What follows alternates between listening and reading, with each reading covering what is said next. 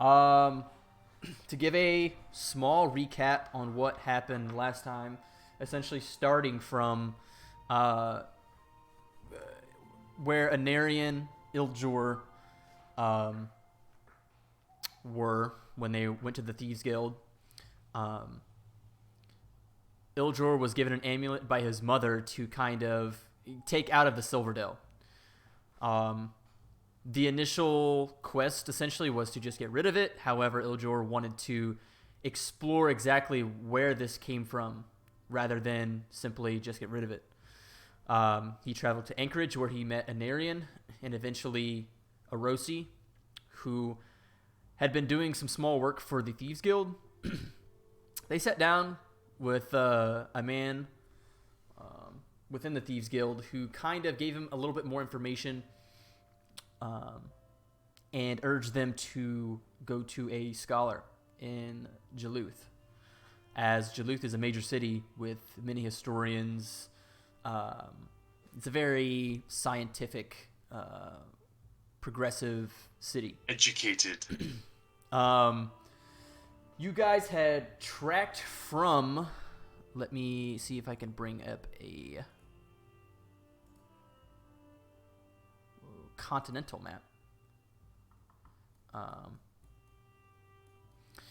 You guys had trekked from Anchorage to the Dowrick River, and then eventually to Wilhelm, which I believe was over a period of 2 to 3 days. If anybody's curious and anybody wants to kind of trek time, if you go to the little person in the top left and go to the ruler, each foot is 1 hour. So even the slightest, it's just even a little bit is like an hour of travel. Anchorage to Wilhelm, is about 25 hours, but of course stopping and eating and so on. Made a circle. Somebody Who's fucked making up. circles? Somebody fucked up and did the wrong thing. You need to hit the person, and the very top icon is the person, and then the ruler, not the ruler, not the Okay. Yes, I see. Yeah, Not the 90-degree Not the thing. angle. yeah, not the angle. There's another circle up here at the top, Ryan. Oh. But anyways, you guys had adventured along to Wilhelm. Had a good time in Wilhelm for the most part, and last we left off, you guys were leaving Wilhelm, which was, I believe, that Thursday. So Sunday, Iljor, you were given the amulet, and by the time Thursday came, Thursday morning, you guys were trekking out from Wilhelm to try to get to Duluth. Now, we move fast. yes, you moved fast. I mean, you're in a horse and carriage too, provided by the Thieves Guild. So, With spirit and soul. yeah, Our trusty steeds. Thursday, you guys had trekked to the essentially what is the mouth of the Dowrick in this area. Friday, you guys had ventured off the path, kind of into the Brown Oak Hills here, to kind of minimize your time spent in the wilderness and to try to get to Duluth. These days pass pretty quiet. Not much of a hindrance in terms of encounters on the road or in the Brown Oak Hills. You guys did end up passing several stone structures, many man-made, and many made through magical means. As from what your characters would know, the year is 1178, and in year 0, a major discovery happened, which kind of reset the world calendar. To not dive in too big of a story with that, but essentially, before then, magic wasn't rare, but it was unstudied and unharnessed. It was chaotic. It was very uncontrollable. And I don't want to certain amulet that I have. No, like I don't want to make any sort of confusion. This was just before the time where the arcane arts were. They weren't as studied. Yeah, they weren't as studied, and people didn't know how to take the magic that was available, sort of around them, and mold it to their fit. And And again, I don't want to provide any confusion with like how the amulet is, but that's just kind of how it was before year 0. A discovery was made in the mountains by an elvish man, which is essentially a stone or like a piece of raw. I don't want to say it's a piece of raw magic, but it was a very it was a stone that was very magical and essentially provided the means for the people to study the arcane arts. It was kind of like the basis of, okay, how do we take this and mold it to how we want to use it? And it provided all the equations, it provided all the necessary means to do all that. So that's where I was kind of like going into there are various man-made structures still standing from before the times of magical carving. Yeah, essentially enlightenment. But the few days pass as you make it to Duluth. You guys will probably arrive on the outskirts really late that Saturday. You would have probably stayed in what is essentially like a residential overnight stay, as it'd be probably too late to go forth into the city and get a proper night's sleep.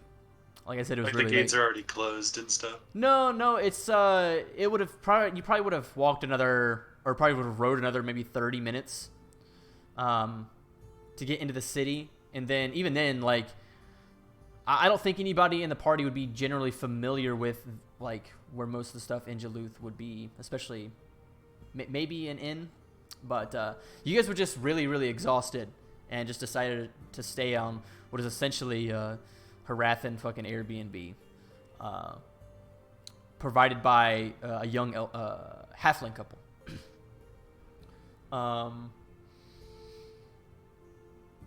Awaking Sunday morning, so it's now been an entire week since Iljor you have received the amulet. Waking up probably 20 minutes away from the gates of Duluth, which won't be that bad of a trek.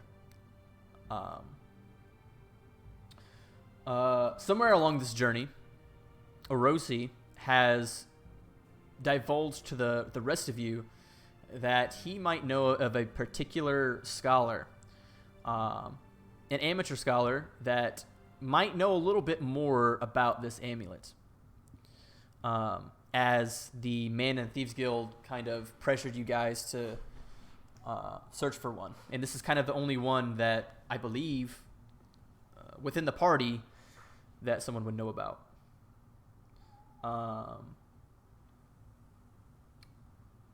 And basically just kind of told you guys that he had a couple run-ins with this person, and this person and his friend.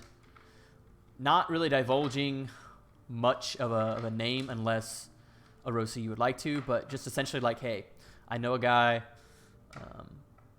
Let's start here. So, trekking downwards, like winding and weaving through the paths. The landscape is much different than the Silverdale. Obviously, you're not surrounded by trees the entire time. It's more so open plains and hills, with a good bit of distinct wildlife from the Silverdale. Coming up on the city of Duluth, let's take us back to the cityscape. The city, though, it looks fairly modern in the sense that everything is well kept, and if it's not well kept, it is surely up to date with modern architecture. In the city, though, these placement holders for visual aids, the city looks much like this, where it's very tall buildings and colorful, vibrant tops of roofs and various other structures. Coming upon the gate, though, the gate open, it's not really like a checkpoint. It's just sort of an entranceway. as you guys are kind of weaving in and out of the people that are going in and out, as well as the horses and carriages. And also, much like Anchorage, the city life is very abundant, very diverse, very active in the sense of various shops, open shops, kind of street vendors, and people going about their day, doing their day-to-day things. For the sake of time, though, moving into the city, we'll say you guys had strapped up Spirit and Soul at the local stable in the western part of the city, and are now kind of in Duluth, kind of whatever you guys want to do beforehand. Arosi, for your information, the best bet to find your friend Carlisle would be probably the Adventurers Guild, as when you last spoke, his sort of determination was going out and venturing and like just doing various jobs, odd jobs here and there. And though villages will have sort of a non-official Adventurers Guild where you can get work at taverns, every major city and capital city will have like an official Adventurers Guild within the city square. But as of right now, you guys have strapped up the horse and carriage, and you're free to do as you wish. Also, just for perspective, like size-wise, although you said like city life-wise, size-wise, how does it compare to Anchorage? Well, Anchorage is the capital of Falkirk. Duluth would be probably a third of its size, roughly. Okay. Just for my mental picture. Yeah, Duluth is around a third of the size, and it kind of borders the Kenora Lake, so it's rich in imports. It's a trade and knowledge city, basically. Yeah, that'd probably be a good, very basic description of it. Well, So, Arosi, you said where you know where to go. Yeah. Let's go find our friend. And don't forget Yes. about the your side quest with the Thieves Guild. You can complete Yes. that when you wish, but I just want to remind you so it's not forgotten. Let me Fantastic. go ahead and take a look at it. I got it written down somewhere. It's essentially a package given to you to give to Judge Bordelone in the East District of the city, I believe. Essentially just dropping a package off Yeah. in the Dropbox. Unless I have notes elsewhere. Judge Toblerone. Yes. Judge Thank you. Toblerone. for Yes, that. I Thanks for love that. it. Dutch chocolate bar. Let me see. I do not see where my notes are. Let's go with that. Judge Toblerone. Judge I could Prism drop Chocolate. let's see Spearmint here. cheese. I believe I have to drop it in a box outside of the courthouse. Yeah, essentially it was a brown package with no distinct markings on it. The man essentially was like, "Hey, this is for Judge Bordelone. Just drop it off in the Dropbox on the East District." I think it was a courthouse. Yeah, I mean it makes sense. Something like that. Yeah. But yeah, Well, it was just dropping it off. It wasn't anything like talking to anybody or. All right. First drop. order of business, Anarian. I must deliver this package, and then we'll go find my friend. Okay. Okay. Let's go. So Go and step drop off the package, Okay. and then I'll lead them to where I believe Carlisle is, the Adventurers Guild. Okay. Stepping forth throughout the city, it's though it is a third in size, it is very, like I said, active and much like Anchorage. Racially, not very different. A lot of halflings, dwarves, and humans. That's pretty much the makeup of the continent, essentially. Humans, dwarves, halflings, gnomes, and then dragonborn, and I'm sorry, elves as well with that. I was gonna say, are elves not very popular? Yeah, sorry, I forgot about Not elves. Those populous. four, and gnomes, the five. Those are like the five pillars of the continent, which make up the greater council, like the government, essentially. In the world background channel, there's like a small little political distribution chart for the continent. But essentially, those five races are kind of the most prominent, and then the exotic races like Dragonborn and stuff like that are much more rare, but like people have definitely seen them before.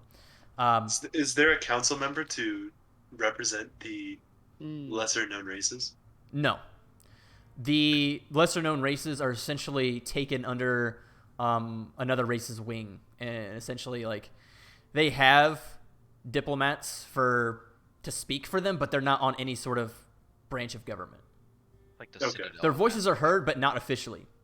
So it's kind of a gray area, and there's been fight to put them on, but it's kind of like it's a population basis thing. Like, it's very, I don't want to dive into it right now, but like it's kind of one of those things where it's basically heavily debated and like lobbied for.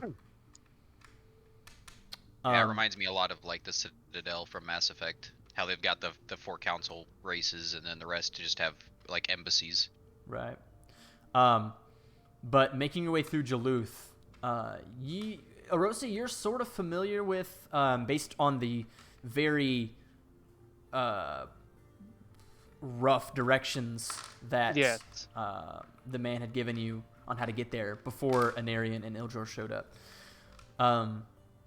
But for the most part, it's probably about a 15-minute walk until you get to what is very evidently some sort of government house. Yes. I have found the notes for it. It's a parliament. Parliament is where I have to go. Okay. Is there any guards nearby that I could just go and ask if there's where parliament's at? Based on the rough directions given to you, you could at least get there, and you would like know what it looks like. He like described it to you. All right then.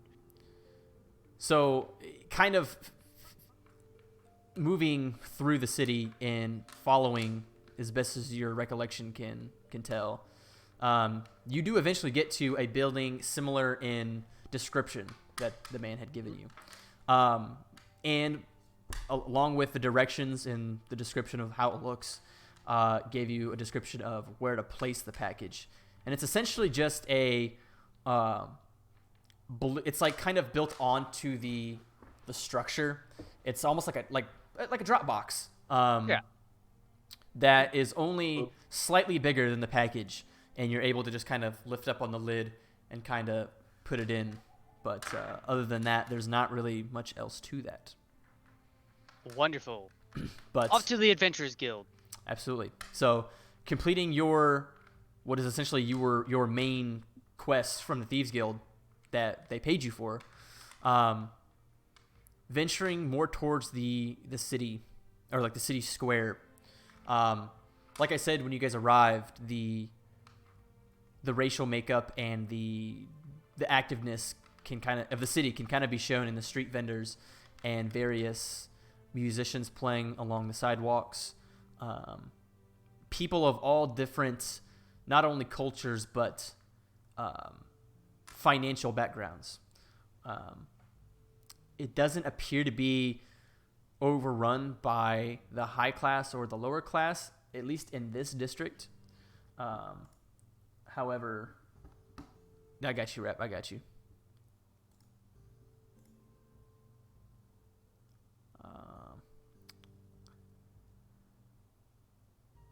I didn't interrupt you mid-sentence. I was just like... Yeah, no, you're right. You're right. Bro, what the fuck? Oh, okay, I'll just do this. I need to get like a city ambience. But anyways, yes, it's probably about another 15-minute walk towards the city square. And the city square can almost be found by anybody, as you just kind of venture, whatever way you come in, you just venture in that direction. And the city square is much the same for a lot of the major cities, a lot of the big cities. It's essentially the hub of various government-sanctioned guilds, such as the Arcane Brotherhood, which is like your mages, your sorcerers. Druids are kind of lumped in that as well. Really, any spellcaster, worth their word, is gonna go there. And so you get the Arcane Brotherhood, the Fighters Guild, and even like the local law enforcement / like city services would also kind of in a way be a guild, though they're not inclined by questing and magic. So, but I mean, they're all kind of the same in a way. But much with the other guilds and stuff, you have your like major shops, your enchantment shops, your magic shops, your weapon shops, your armor, your general stores. And in most major cities, a lot of the cities, you can find a lot of the stuff there. Villages, of course, will kind of be less in their selections, but that's pretty normal. But getting to the Adventurers Guild, they have a sort of a symbol or a logo, which is basically crossed swords, that anybody that was willing to kind of undergo any certain quests or anything could easily find them. And as well with the rest of the guilds, there's symbols to kind of identify them and identify members as well. Just for future sake, anybody can join a guild. There's various pros and cons of doing so. But if anybody's interested in doing that sort of thing in the future, just let me know, and then I think there will be we'll figure something out. But Okay. But yes, so the building, though it's not super huge, the Adventurers Guild building, and you could see Erosi leading the party down the street, weaving in and out of people, going in and out of shops and such. You see the double-crossed swords above a door, actually a double door. The building itself, 2 stories, slender. Obviously, it's in a city, so it can't take up very wide, you know. But stepping inside of the building of the Adventurers Guild, kind of the city sounds drowning out behind you. You're met with this very low light sort of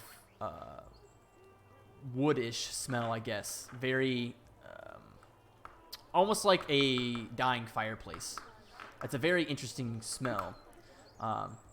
As a lot of the Adventurers Guild is filled with men, you know, it's like walking in a boys' locker room. If that like makes it any more relatable. It's musty. Yeah, it's musty. Smells musty as hell with all that soot.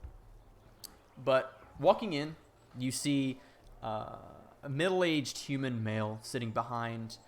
It's not really a desk. It's more of like a small kind of table, working, doing various paperwork and such.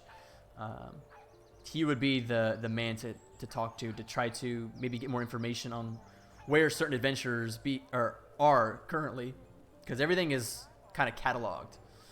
So Rosie kind of casually strolling in, kind of looks at the man at the desk. Excuse me. I am happening to be in search of an Eladrin by the name of Carlisle. Carlisle, can you give me a last name? Oh, I don't know how to pronounce that. I'm gonna be honest. I'm looking at Cody's character's name. Actually, how do you pronounce that, Cody? Just so I don't. It's Kelfir. Kelfir. Okay.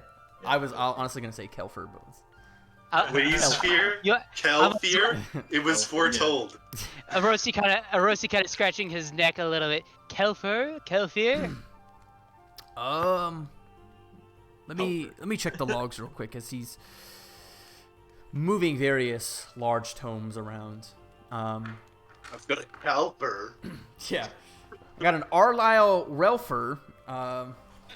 Anyways, as he's like opening up the books, kind of in seemingly alphabetical order.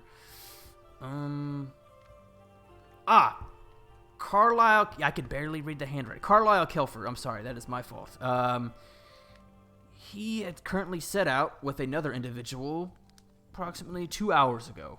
I believe they said their next stop was the library. They are studying a particular creature that we've sent them out to take care of. Well then, thank you for your help. And then Orosi just kind of turns and walks off to the library. All right. Very well. In here reminds me of home. As everybody leaves Eldor behind as he reminisces about home. He's Yeah, the, it's last the one- smell. he's the last one to step out. Like the smell of like the burnt wood reminds me of the village. Along with Your the burnt smell village? Yeah, Your village that burnt down? it does. Fuck, man. He's Anyways. reminiscing about his village burning. Oh yes, the I mean- fire gets me so warm. Oh. As well as the screams kept me company. You'd have to understand more about Iljor in order to understand. That's fine. That's fine. Yeah. Suppose. That's- Um, man. Shit. Give me 1 sec. But yeah, the current plan is to venture towards the library and find Carlisle, and try to get more information on the amulet. Is there anything anybody wants to do now that they're in the city and can kind of shop or purchase anything, or like, is there anything anybody wants to do before we just head straight to the library? I don't think I have a lot of money, so Let I'm me see just if- ready to Okay, I just wanted get to this make it. figured out, learn more. I'm just checking to see if I have like anything of value. Yeah, I mean there'll be options to do that in the future, but you guys are kind of in the thick of the cityscape right now, so if there's not anything on your minds right now, we'll get back to it in a little bit. But Yeah. Totally. walking throughout the city, stopping here and there to kind of get directions to the local Duluth library, which what you can only imagine is a very,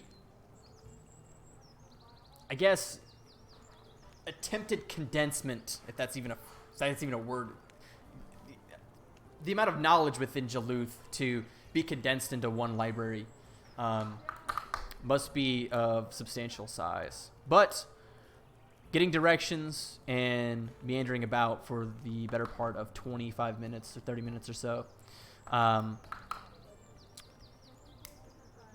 you're eventually led to a building kind of somewhat on the outskirts of the city square, though not as populated with people, at least common people. Here you are finding various mages in their stages of development, and sorcerers in theirs as well. People with very interesting clothing, though you wouldn't really describe it as being wealthy, but more of quality, as there is a difference when talking about that sort of thing, especially when it comes to spellcasters. They could be very poor, but also have very fine attire as far as robes. But you eventually come upon what was described as the Duluth Library, which is a very large 3-story structure that has shown its age through the years. Everything else is pretty modern in terms of architecture now, but something about the library, whether that has a story behind it or not, is very classic. Stepping within the double doors, the city life almost completely goes away. Almost as if there's some sort of magical aura that's within the place, kind of keeping out the city sounds and keeping out what is outside of the library out, and whatever's within. As libraries are very sacred in terms of studying and its knowledge. But coming inside, the room is essentially much like walking into the inside of the Adventurers Guild, as it takes your eyes several moments to adjust. But the inside is very dimly lit, with various torches placed throughout. These bookcases are extremely high, probably somewhere between 15 to 16 feet in the air. Well, I guess really not for you, Iljor. Like, that's pretty. It's tall, but tough reach though. Yeah. It's but for the modern, like, average size human, it's fairly large. And though this is only the first floor, you can see the ceiling kind of come up to a curve, and just the intricate designs and the art is impressive, even to someone who, like Arosi, like yourself, who has been around to various villages and cities. It's always a pleasure to indulge in the libraries of Duluth and the surrounding areas. But peering throughout the various bookshelves, bookcases, and the such,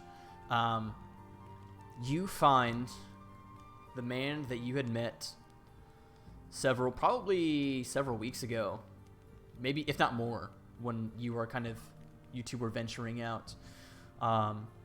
The slender, dark-haired Eladrin, known as Carlisle Kelfier, as well as a Triton friend that you had briefly made acquaintances with, sitting next to him. And they seem to be studying an assortment of books on something. Orosi kind of rattling around in his chainmail armor in this library, kind of just steps up. Carlisle! I How kind have you of like been? turn my head to him. I'm like, shh, shh, shh. Oh. How goes What's this? going on? Orosi Rogar. Now that's a scaly face I'm familiar with. To what do I owe the pleasure? Wanted to see an old familiar face, as well as, and Orosi kind of turns behind him and gestures towards the Furbolg and the drow behind him. These two here have something that requires identifying. This one over here is a Narian, as he's pointing to the Furbolg. Well, I think I only told you I think I only said Neron. I don't think I ever told you my full name yet. My name is Iljor. My name isn't Narion. Yes. These two are and require of probably some of your services. Well, it's nice to meet you all, but Narion. I'm Go ahead. Iljor. You made quite the scene clanking about and all that armor. He's kind of loud. So I kind of pull my hood back and reveal the rest of my features. Okay. So for everybody to kind of get a better sense of everybody, why don't we just kind of describe our characters once more, starting with you, Iljor. Just like a brief description on what you look like and what your Furbolg essentially at first glance looks like. So Iljor, he's pretty tall, 7'2" or 3", I think.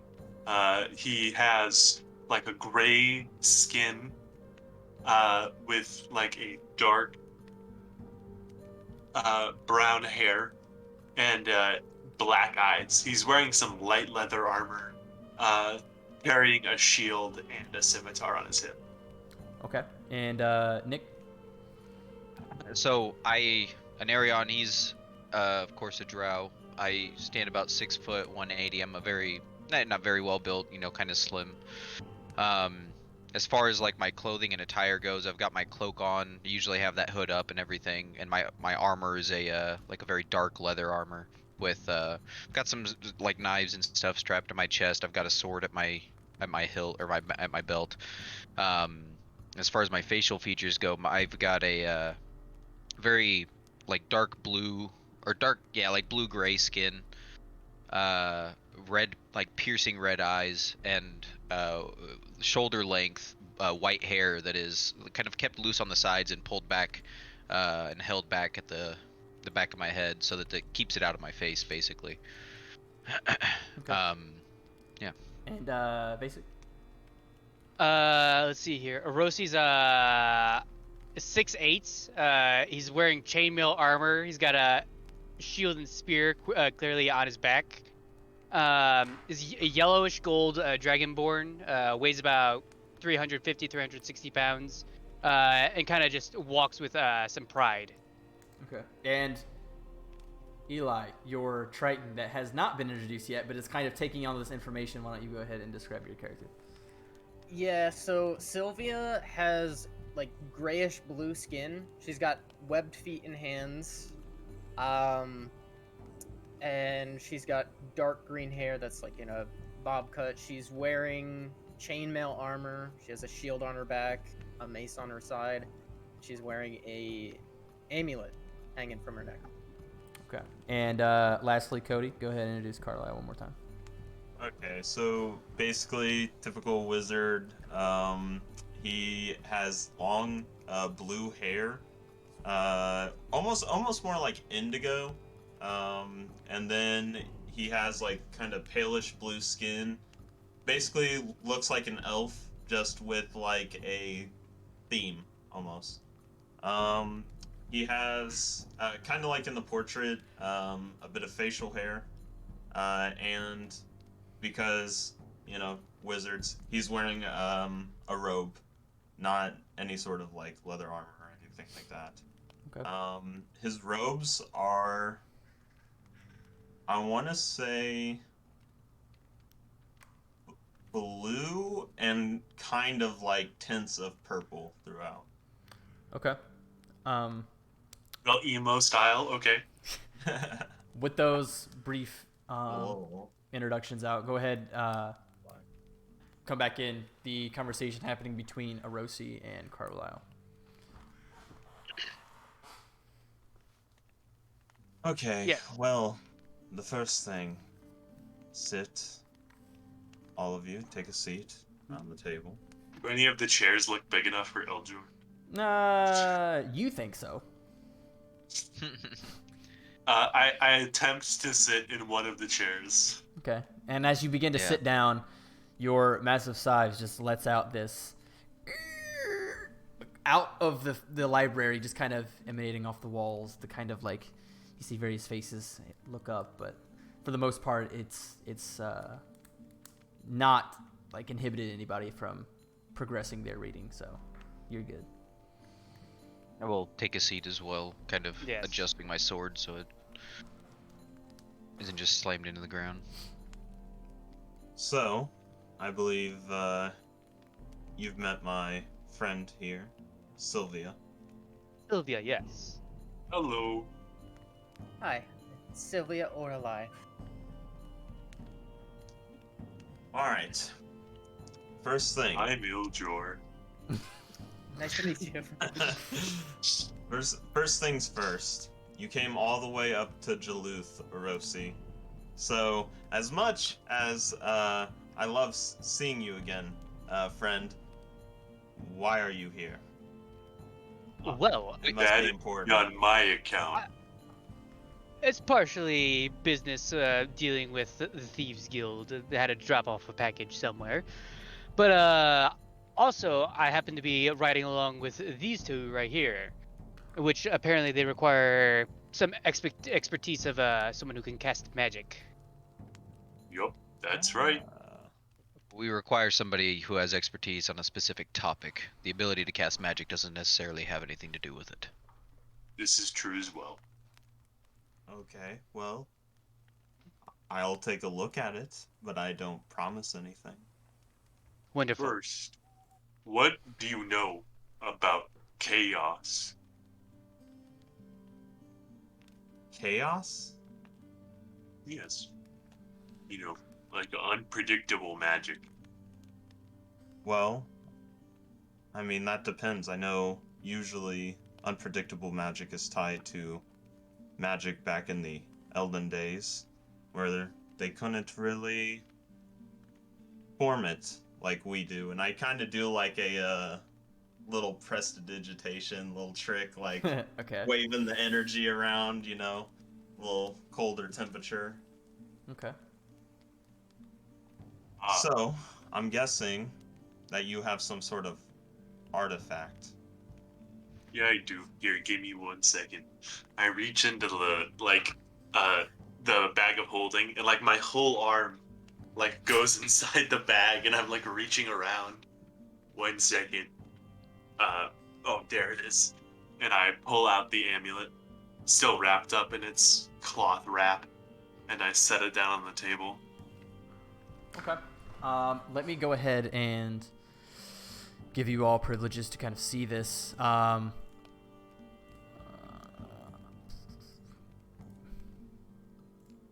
Should be here. Show to all.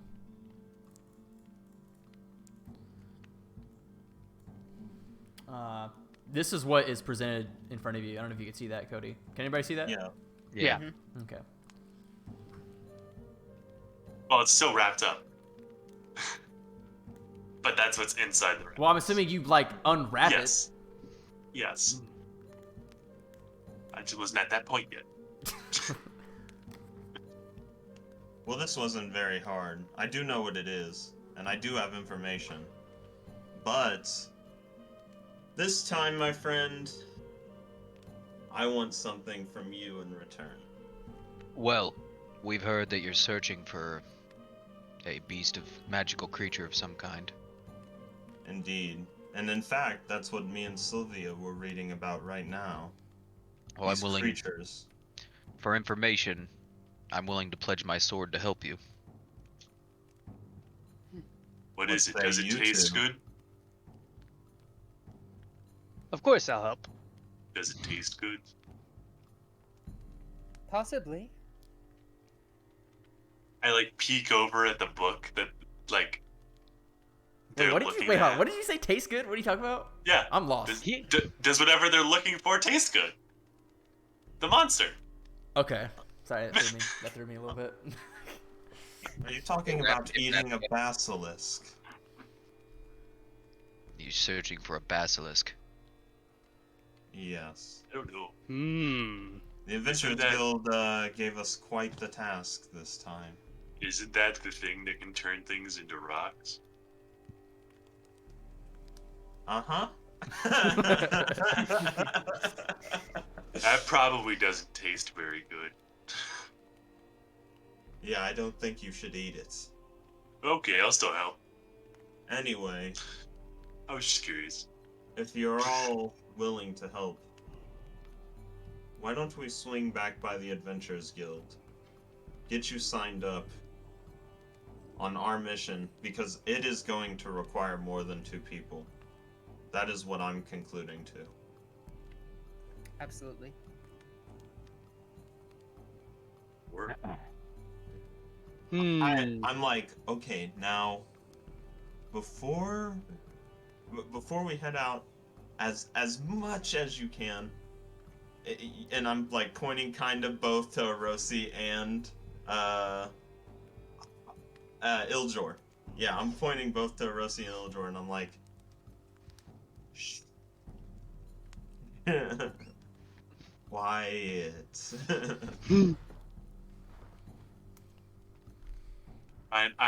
I'm go as we're I start leaving. leading the way. Okay. Okay. I actually do have 16 dexterity, by the way. I'm probably one of the most agile people here. Surprisingly, as Surprisingly, you are not that kind of Yeah. person in IRL. So, like, as I stand up, you're probably... I kind of want to do, like, a stealth check, but that's not quite accurate. More It would be acrobatics. Acrobatics. Yeah, Yeah. acrobatics. For what? Wait, hold on. Will you roll? What are you doing an acrobatics check for? Like, just, like, walking with, care. Moving silently? moving I mean, silently. Not necessarily, but, like, It he go- acted like Iljor was, like, a big, bumbling giant. And Iljor is basically trying to prove to him that assumption is incorrect. I mean, either way, Iljor being the man or the creature stature that he is, as well as Erosi being in what kind of armor are you in again? I believe I'm in chainmail. Yeah, I'm in Okay. chainmail That's armor. heavy armor, yeah. Okay, yeah. Well, chainmail isn't heavy armor, no. I believe so. think it It's is. medium. It's Wait. I'm pretty sure it's medium. Yeah. It's heavy It's armor. definitely not. It is heavy armor. Yeah, Chainmail. it is heavy A chain armor. shirt is medium armor. It's 55 pounds. Chainmail. Ah, yeah, chain shirt. Okay, yeah, that's what I'm thinking of. Okay. Yeah, Iljor and Erosi do make their fair share of noise throughout the library, but because they're consciously trying to emit that, it's for the most part like you guys are good moving throughout the library, trying to make as little noise as possible.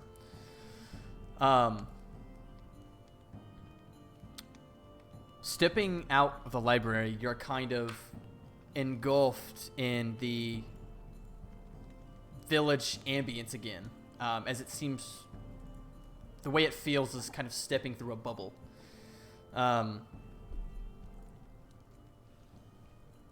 Venturing back to the Adventurers Guild. The time currently is probably right around noon. as it took you some time to kind of wake up, gather your things, get to Duluth, and yeah, so it's looking to be Go to the Adventurers Guild. Go to the library. yeah. I mean, the majority of it is like waking up later and getting to Duluth and going about your business here so far. So yeah, taking the 20-25 minutes, the people around you, people trying to sell you items and the beggars and stuff like that, you're not really too inconvenienced along the way. You eventually make it to the Adventurers Guild, the double swords hanging above the building, looking the same as it did a short time ago. Stepping through the doorway into the musty air, you see the same man. I'm still listening. You see the same man standing behind the kind of short table, this time speaking with another individual, as various other people around the room are speaking amongst themselves, sharpening blades, speaking very, I guess at a low volume about various things that you're unable to kind of like interpret.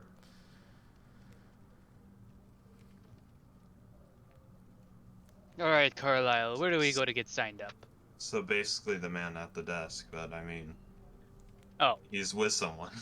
Well, I mean, he's speaking to them kind of like not in like a I guess like in deep okay, conversation. so- Like he's just kind of like small talk. small talk. Yeah. Oh, okay, then we go up there. Yeah, absolutely. Alright. It would. Yeah, you don't feel like rude, like going, like saying like excuse me or whatever. So Okay, yeah. I thought he was like assisting. hi, someone. fuckers, get out of the way. yeah, Yeah. that's my bad. But he in fact recognized you, Carlisle, as you. It's not every day. Eladrin are like much like Triton's a very exotic race. Like not even like in terms of Dragonborn, because Dragonborn is exotic. Like Tritons and Eladrin and the Sheddarkai and all the other races are like a tier above exotic. So he recognizes you immediately. Legendary. I can't imagine drow are very common around here either. Not to that extent, but still. Drow are maybe in the Dragonborn range. I would say, yeah. How about the Fearbolgs, my man? Fearbolgs are rare, but they're not. They might be slightly above Dragonborn, but they're more known, they're more well known and studied than Eladrin. Because I mean, Eladrin, Sheddarkai, Tritons, they all come from different planes of existence. So, like, I mean, Furbolgs kind of, because they're from the Fae, but they've spent a lot of time in the material plane. So that's where that kind of differentiates. But again, going back to the man sitting behind the desk, sitting behind the small table, he recognizes you and Sylvia immediately as he kind of brushes off the person he's working with. I know his name, right? Yeah, his name's Kyle. Kyle. Hey, Kyle. What a fucking tool bag. Well, you don't even know this guy. Bro. He's actually really cool. Kyle. Yeah. The Eladrin, yes, I do remember Yeah. you. Yeah. Any troubles? You were just here not too long ago. Well, tell who Ryan out of character. Like, who employs this? Just the guild itself, or is there like a certain member, or like? So this guy is actually kind of. The tasks are generated for like the week and is given out by this man and several others that have kind of their job is to. Somebody walks in. Okay, cool. Like, is there like, do you have any requests? We'll try to meet them. If not, Okay. like, here's the job. Here's the money you're gonna get paid. Do you accept? Yes. No. Okay. Yeah, If not, get out. Gotcha. Okay, I have an update on the job. So, when we were looking over the information and the creatures you described that we would have to overcome and the things we'd have to infiltrate, there's no way only me and my acquaintance, and I kind of like point over to Sylvia, not like point, but just kind of like nudge over, look that way. Mhm. Yes. And we're gonna need those three too. So it'll be a little more payment, but I know the Adventurers Guild accepts Pretty much anyone. And they're willing. This is true. And able. Very well.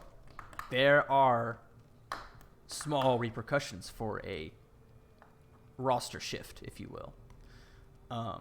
Such as? The 60 gold agreed upon cannot be changed. You will have to divide that amongst yourselves. And of course, any and all treasure found within the keep. Oh, so you're saying it before, for just me and Sylvia, would have been 60. Would have been 30 each, presuming you 30 guys would each. split it down the middle. Oh, well, that's still going to be the same. Payment's going to be the same. Okay. They're trading me information. Or I'm trading them information for their service. So this is totally separate from you paying them. I just want you to officially have them on the job. Very well. I was under the impression that we were trying to negotiate for a better pay. No. I just wanted to be said that more people went with us. No.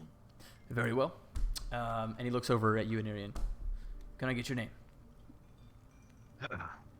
Anarion. How do you spell that? Ah, gotcha. Can I?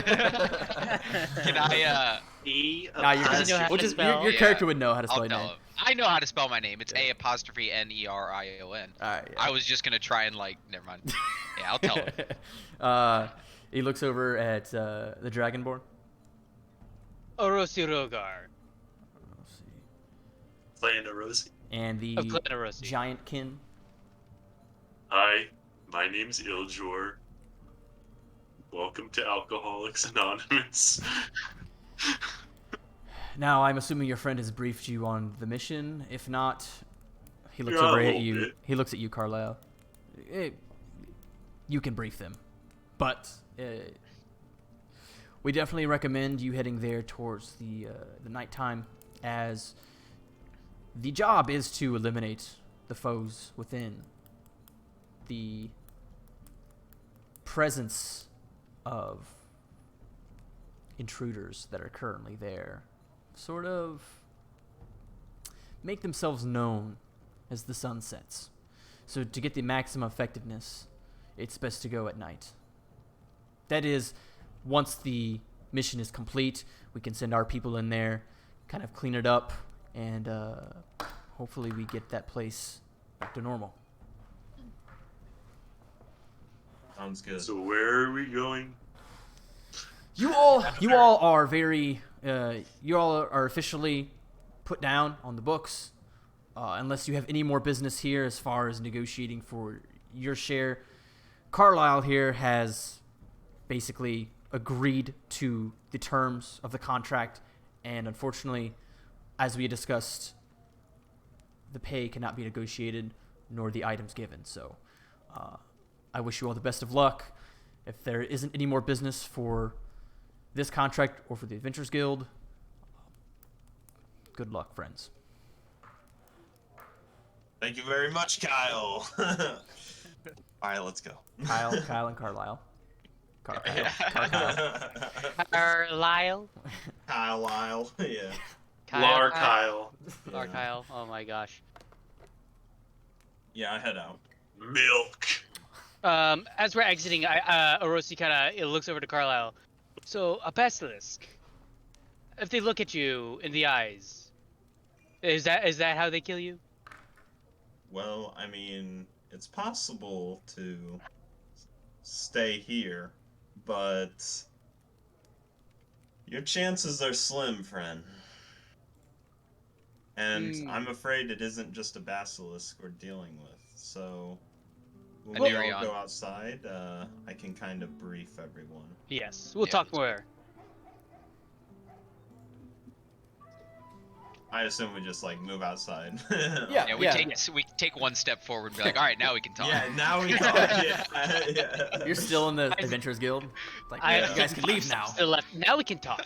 Yeah, I just like walk out there, you know, get somewhere like kind of away from like other people. in the Yeah, city, I mean, just the- like somewhere a little more private. Yeah, the city square is kind of like very There isn't much room for alleyways, but there's definitely crevices you can kind of get into to where you're kind of off the main road and can speak in a smaller environment. Yeah. Yeah. Okay. So, the reason I believe that the Adventurers Guild originally contracted me and Sylvia for this job specifically is because we have a history with dealing with diseases, sickness, that sort of thing. You may not know it, but the first one we dealt with was called the Yellow Death in Kolobos. And although horrible, we managed to get rid of it within a month. This disease, I do not know its name, but what I do know is that a dwarvish colony located a few miles north of this city. Is it a city, village? I don't know. A city, I guess. Duluth, yeah, city. Yeah, of this city, Duluth, was sort of almost eradicated by this disease. It started turning them into strange creatures. Grimlocks, ghouls, you name it. And on top of all of that, the basilisk I mentioned, they may be guarding it, and it may be under a keep. Our job is to infiltrate, get rid of any of the creatures there, and see what this sickness is, inquire more into it. I can't believe they expected you two to handle that all by yourself. Yeah, it's not Doesn't really seem realistic. very fair. All for 60 gold. Yeah. When he was talking about splitting the payment, I tried to get you guys a better deal. Get us each 30 gold. I But, understand. I may they're learn tough. more from this, so that is Yeah. worth more than gold. Yeah, I do really need the information. I don't really give a crap about the money. Perfect! Well, let's set off. If there's nothing else any of you have to do here. Just so you would know, in your so you are dealing with a basilisk. So however you want to prep for that, ghouls, grimlocks, zombies, that sort of thing. I'm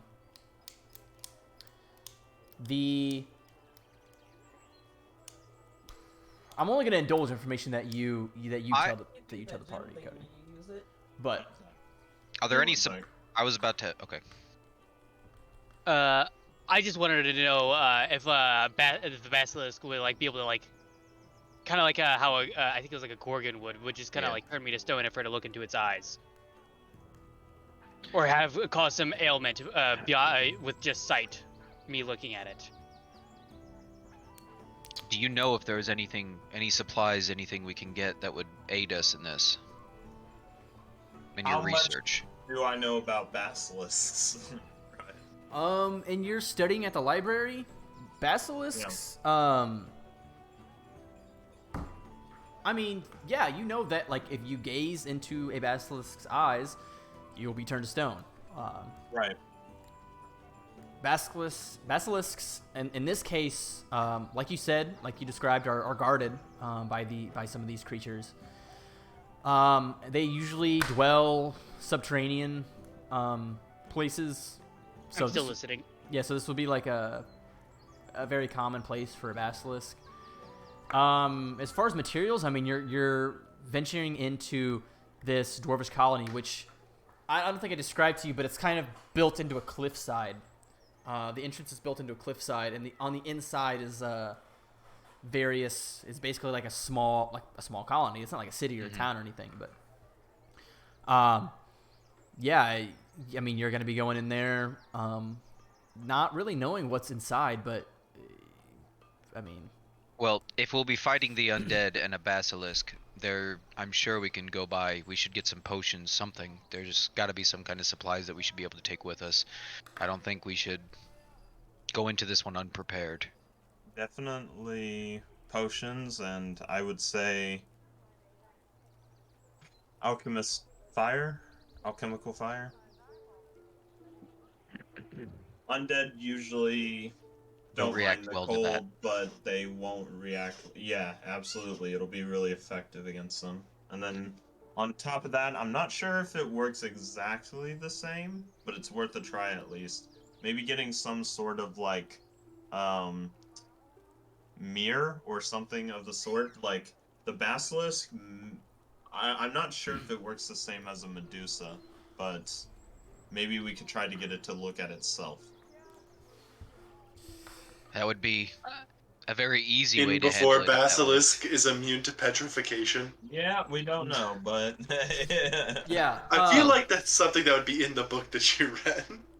Yeah. Basically, what you know, and by the way, it was talked about in sort of the contract to kill the basilisk is that if you're turned to stone, assuming that the majority of the party isn't turned to stone, like they could carry you out, right. it would be very difficult just to get them back to Duluth. But the Adventurers Guild has mages and clerics that could restore a person to flesh. But you know that if a limb is lost or any sort of part is broken off from stone, that is unable to be magically amended. Right. And if something like the head falls off, then they're done. It's game over. It's game over. Basilisk can turn creatures to stone just upon its gaze. I mean, and the basilisk eventually devours the stone, and the stone is the stomach acids within the basilisk turn that stone back into flesh for consuming. So what these mages do is essentially excrete the stomach acids of a dead basilisk and use that with their magic and to turn people back to flesh.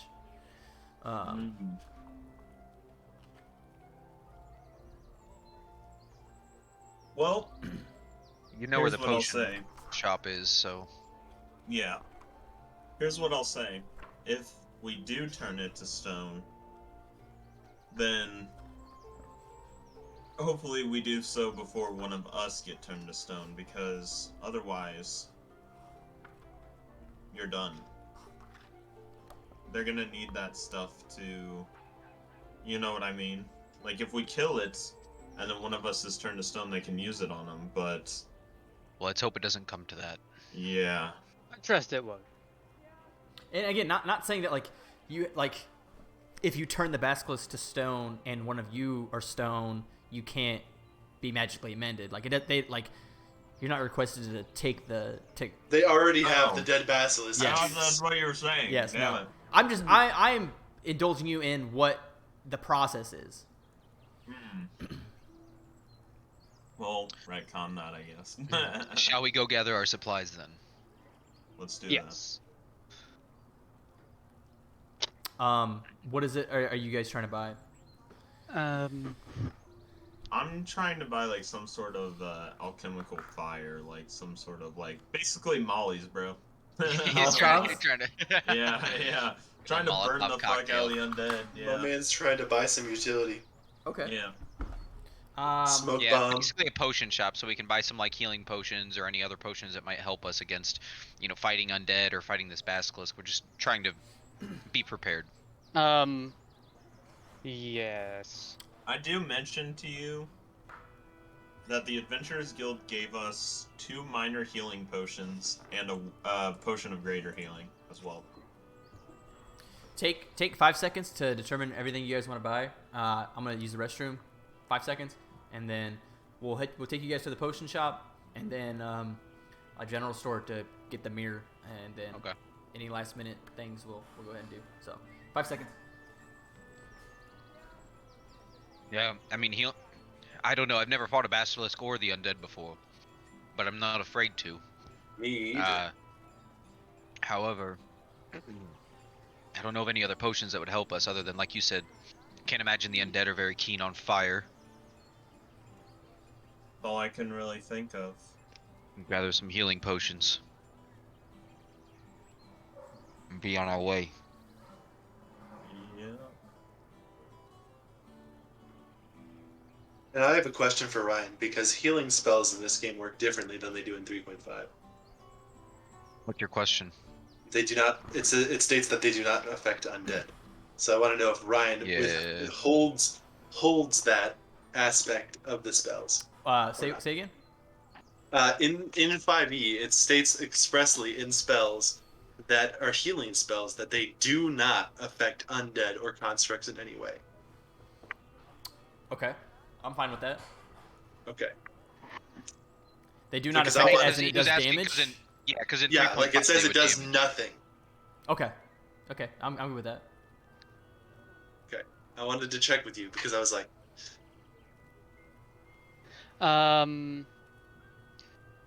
So I wanted to stop by a smithy to see if there's any exotic swords that could be purchased with the amount of gold that I have.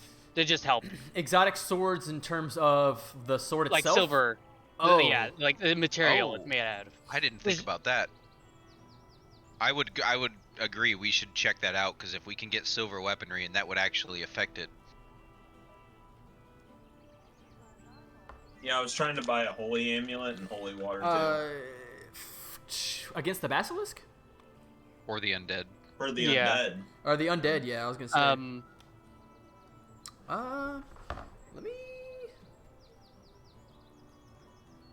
The only really thing I can think of against the basilisk is taking the mirror and then maybe if it has like venom or something, like anti-venom. I don't know if undead are. It's just some undead kind of like wraiths and wights and stuff. The ones that have like damage resistance, silver weapons will ignore. But I don't think like zombies have any kind of damage resistance. Yeah. Wraiths and whites. Yeah. But not anything that was given in the description of the contract. Okay. So it would be at your own risk to spend money on something that wasn't divulged in the contract, assuming that it's there. The only creatures you're aware of are zombies, grimlocks, what did I say? Zombies, grimlocks, ghouls, and then the basilisk. So, in that case, then I'll probably skip a silver sword at this point, and then all I want to buy from a general store is a blindfold. okay. For the sake of time, you guys walk to the nearest potion shop, which is actually pretty close, as you are within sort of the city square.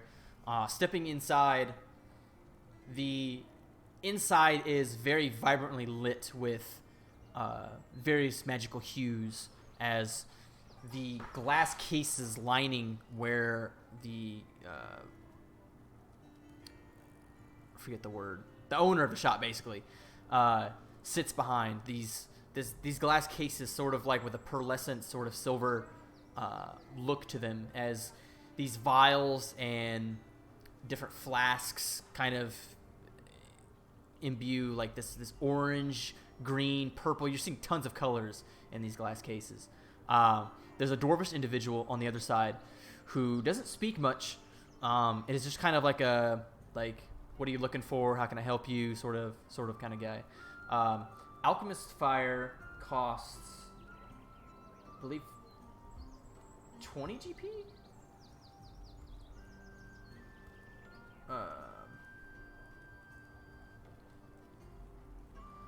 Damn, and we're only getting paid 30 for the mission. Maybe that's not even rough. worth at that point. That's like, rough. to use it. Yeah. I just had this up. I have ways of creating my own fire, but I don't know if it'll act the same way as Alchemist Fire does. Yeah, Alchemist Fire, 20 GP, and its range is 10 foot. Unless you want to attempt to haggle, you can attempt to roll and attempt to negotiate the price down. I will try and do that. Is there any sort of check or diploma? Well, Or what is it? Persuasion. Fuck. Persuasion. Yeah, make a persuasion check if you want to try to haggle.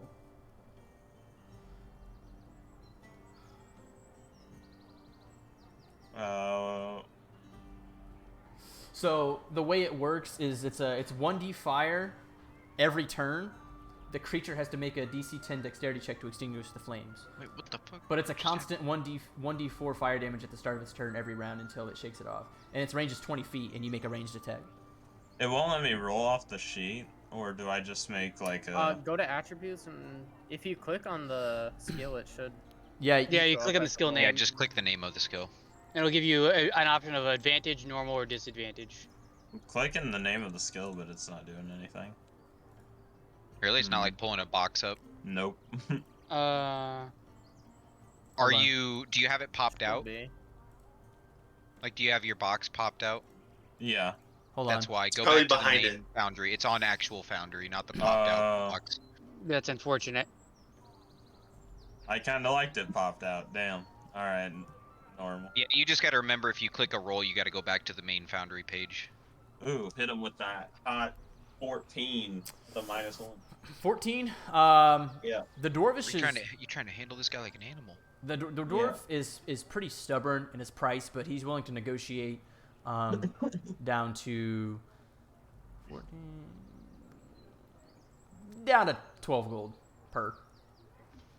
That's a significant. not- That's a significant price decrease. That's not bad. I'll chip in for I'll, 2. I'll take one. I'll take Okay. one for that price. Go ahead, minus your gold, and like I said, 20 feet, I will- 20 I foot would- range. Go Does ahead. that price go for everybody? No, you'll have to make a persuasion check. Wait, are you Aw, trying damn it, to? Cody, buy me one. Oh no, Okay, for the I'll same find another one. for the same item. Yes, for the same item. Okay. Yes. Oh, okay, okay. It was for a different Yeah, item I'll- though. I'll chip in for 2. I'll pay for one. First What about roll, healing not potions? bad. Yeah, how much do those cost? Healing potions are a little bit rare in this world. There are 2 minor healing potions for sale in this shop, and they are 25 gold apiece. Only 2. Okay.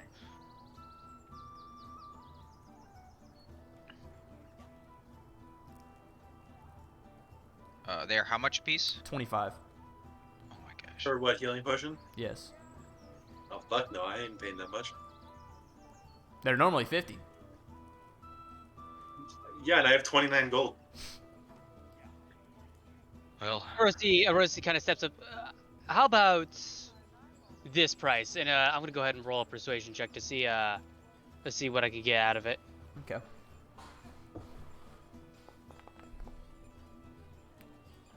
Oof. The dwarven man or the dwarven individual is kind of eyeing you intently as he's prepared to hear your offer. Still.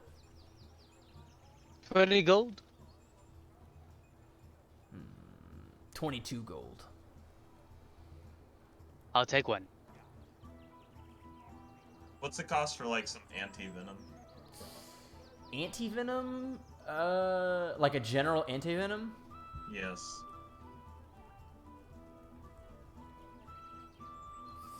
One potion of healing. there's antitoxin. Yeah, That's like a general antitoxin would maybe be something like 25, 30 gold. Phew, no, ain't worth the mission. Something more specific would cost less, just because there's more that goes into providing an antitoxin that would cure, like be an end-all cure-all kind of thing. So Yeah.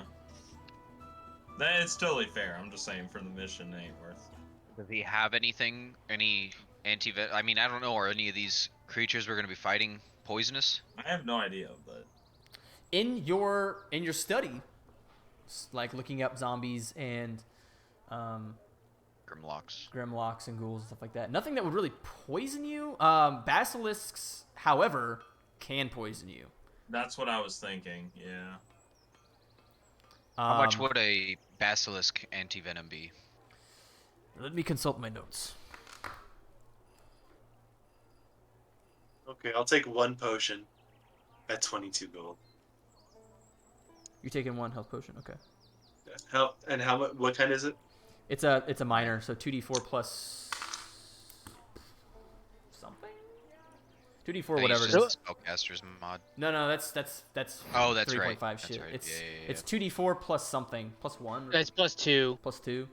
For the one I got, the potion of healing. If you go control space and look it up. on a foundry. You gain 2d4 plus 2 hit points when you drink this potion. Is that the one basic? Yeah. I think I want to do health potions where you can choose to roll or you can choose to take the average. That That's way not bad. you're not fucked with like, oh, you roll 2 1s, but you also take the risk of rolling 2 4s. So it's like, I think I'm gonna allow you guys to do that when you drink a health potion. Is you want to take the median or do you want to attempt for the full heal? So that's for later. But a vial of basilisk anti-poison and anti-venom, whatever. I'll tell you what, I can cut you a little bit of a deal. What's 12 gold sound? It's a little more reasonable. I look to the rest of the party. Does anybody else want some? Might as well take one. I'll get He's one. offering for 12 gold. For what? The basilisk anti-venom. I can't afford that. Unfortunately, I don't have too much cash on me right now. Well, I'll take one. It's good to have at least one on hand.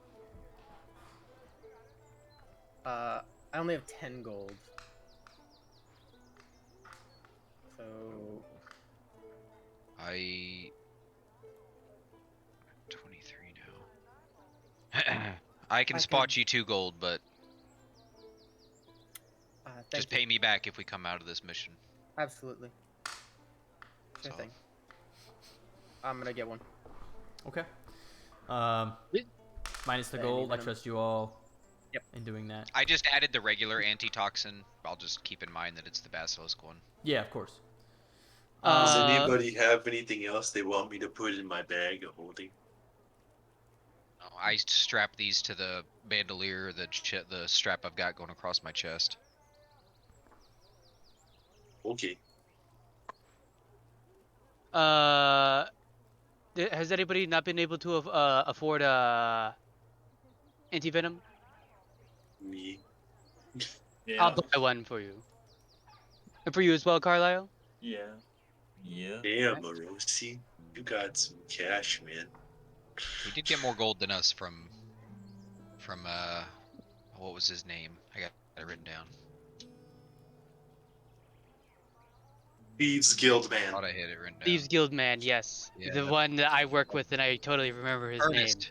Yeah. Ernest. Ernest The Pryor. one, the only Thieves Told Guild you I had it man. written down. I knew. I wrote it. Taking notes. So, any last minute saves in terms of this, or we'll say for the sake of time, you guys buy the blindfold in the mirror.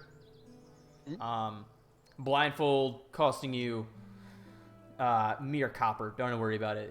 It's not. I'll also buy one then, just in case. I see an antitoxin. I don't see an anti-venom. It's because I That's just it. made it up. Yeah, just put down an antitoxin and you can rename it. Yeah. For Basilisk anti-venom. The mirror, however, costs. Are you looking for just a small mirror? Yeah. Okay. basically. It'd be Just like a something couple very silver. quick. It'd be like a couple Alright. silver. Silver, I wanna annotate just because it gets in like a gray area of it. Okay, if it doesn't cost a gold, how do we do that? It's not pennies. you Yeah, know. and the silver and the mirror isn't gonna cost 1 gold piece, the same as a fucking nice ass room in an inn. So it's like, Yeah. Yeah. anyways, any last minute saves before like we conclude the purchase episode? I I'm did gonna- want to head over to the Mages Guild for a little bit. I wanted to have them take a look at this ring I got. Okay. As My ring of teleportation that I don't know how it works. we do have a wizard that is right here that might be able to give you some information about Oh, I, that ring. I suppose that is true, isn't it? I am also gonna buy a belt pouch as well for myself. Do an Arcana check on his ring. Yeah, go ahead and roll. I don't think I have ever even looked at your ring, and I definitely could as well. You just Damn, never asked me to. 215. Alright, yeah, I got 20. That's pretty good. Two good rolls. Yeah, looking upon it, let's move to the one-on-one channel real quick, and I'll tell you a little bit more about it. Okay. One moment, boys. So, Yep. this ring, right? He bought this ring. It's the gnomes told him it was a ring of teleportation. Yeah. He bought it for like 20 or 30 gold. I don't know why. I don't know why, bro. It's the ring is it's a ring of teleportation. But when you think about where to go, it doesn't teleport you. It teleports the ring. So if he ever was in a situation, if he's ever in a situation where he needs to teleport out, the ring would just go to wherever he's thinking of. Okay. And I'll let you, however you want to indulge this information, or if you want to just kind of string him along as a joke, whatever you want to do. Yes. Yeah. Whatever you want to do, it's completely up to you. But this ring of teleportation, he got scammed, bro. He got scammed by a couple gnomes trying to make some gold. And it's a fake ring of teleportation. Kind of. It's not really a fake ring of teleportation, but it doesn't teleport him. So, all right, let's go back. All right. God damn it! You even covered your mouth, Ryan. He's too smart for us. We back. Okay, basically, use this wisely, my friend. This will teleport you, to a destination of your choice, pretty much. One-time use, though. Like anywhere. Anywhere you think of. Yeah, you did a successful Arcana check on it. It is magical. Yeah. Well, That's actually way better than I was expecting. I gotta be honest. So, say one of us was turned to stone. yeah. If he were to grab onto that person and teleport, would they teleport with him? Theoretically, but not confirmed. You don't know. I don't know about that. Yeah. Well, it's worth a shot in case it happens. That's our emergency get-out plan then. Yeah. All right. Now update the description, Ryan. For what? The ring. You can To what? update the description yourself. Oh, fine. To what? What changed? I'm gonna go pull Sylvia aside. Yeah, Just okay. quick. Okay. Just one-on-one channel. All right. As they're kind of off in the side, speaking. So Yes. real quick, I actually, since he kind of took her to the side right after checking this ring out, I'm gonna ask, Iljor, may I take a look at that real quick? Word. Call it skepticism. I rolled a 13 for my Arcana check. Okay. From what you know of the ring, it doesn't appear to be like, I mean, yes, it is magical.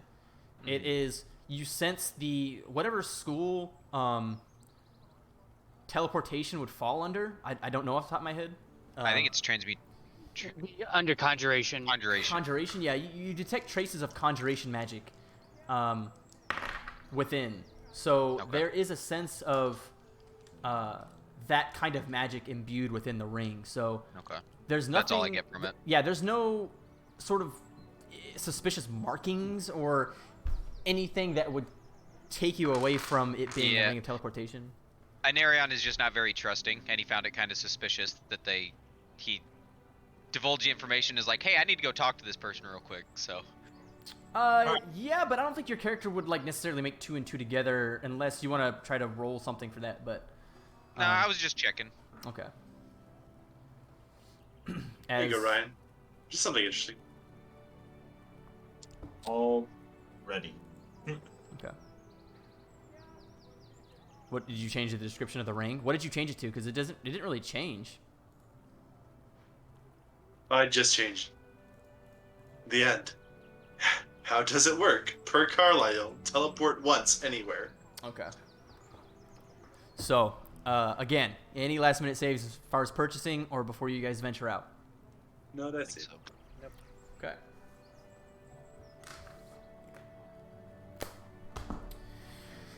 The afternoon passes as you make much of your purchases throughout the various shops, negotiating with several shop owners, some successful, some not. You have gathered your things. and dusk is setting on the city of Duluth as what's the preferred method of transportation to get there? You could take horse and carriage, but you run the risk of something happening because it's not a direct path. But then again, it's faster than walking. They're not my horses. Not my horses. They're my bosses. Yeah, but you did get asked to return them safe and sound. I don't want nothing to happen to spirit and soul. Like I said, you guys could totally walk there. It's just going to take a little bit more time. That it's not going to be, and you're not going to have like a fast getaway in terms of if something happens. So, How far away is it? Did you say, Carlisle? Just a few miles. Yeah, we can We can walk walk a that few distance. miles. We can take that trip. okay. And did anybody put anything in the bag of holding? Does everybody have what they bought on them, for the most Yeah, part? I have all that I bought on me. Okay. I have it all. Just making sure, just so I can get a better understanding. So, venturing off through the gates of the city, now that dusk is sort of setting, and the sun is going down, the people have dwindled in numbers. People are taking residence and closing up shops. Others tend to remain open into the late hours of the night for various reasons, but for the most part, everybody is kind of packing up their street shops and preparing for the night.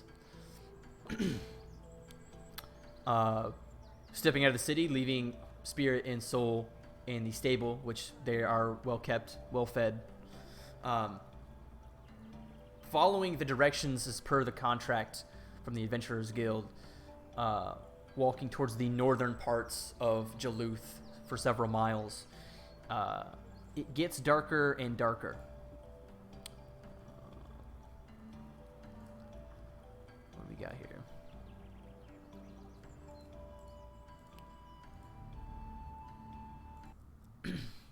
So Carlisle, you say you're magically inclined. Sylvia, what are your abilities? Well, I'm a cleric of persona, so I have healing abilities. I can turn away undead, but only once per day. Oh, those abilities will come in handy, I feel. As the forests around you are kind of emanating with various forest nightlife, locusts, the occasional owl. What's up, Cody? Nothing.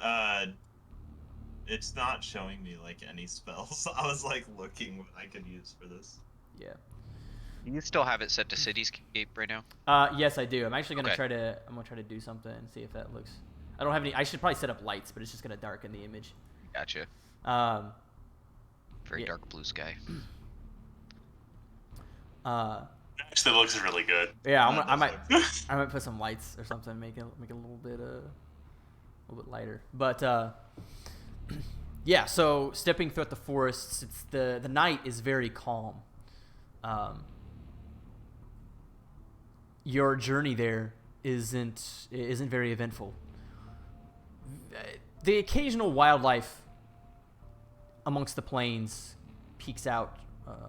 The subterranean life, that is, peeks out, scurries around. Birds overhead kind of see flocking from tree to tree. Nothing out of the ordinary, though. Probably about a half a mile ahead of you, you come to a cliff face.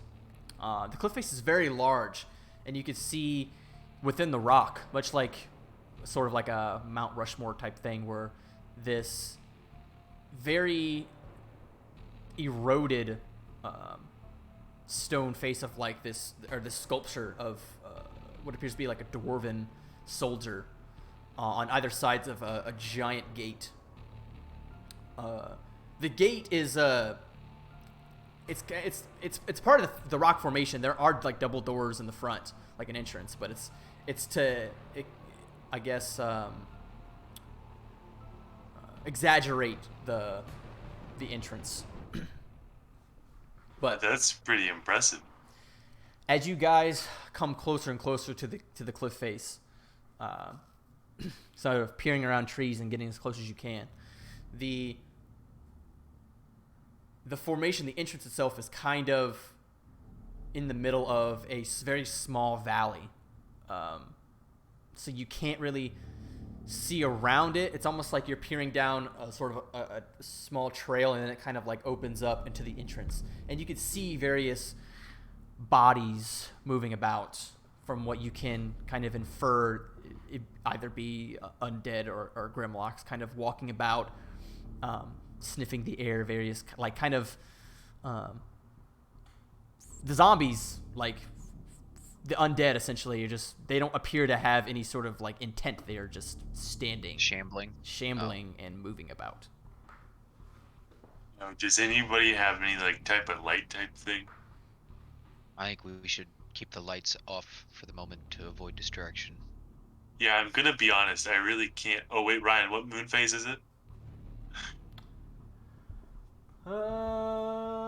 Let me check.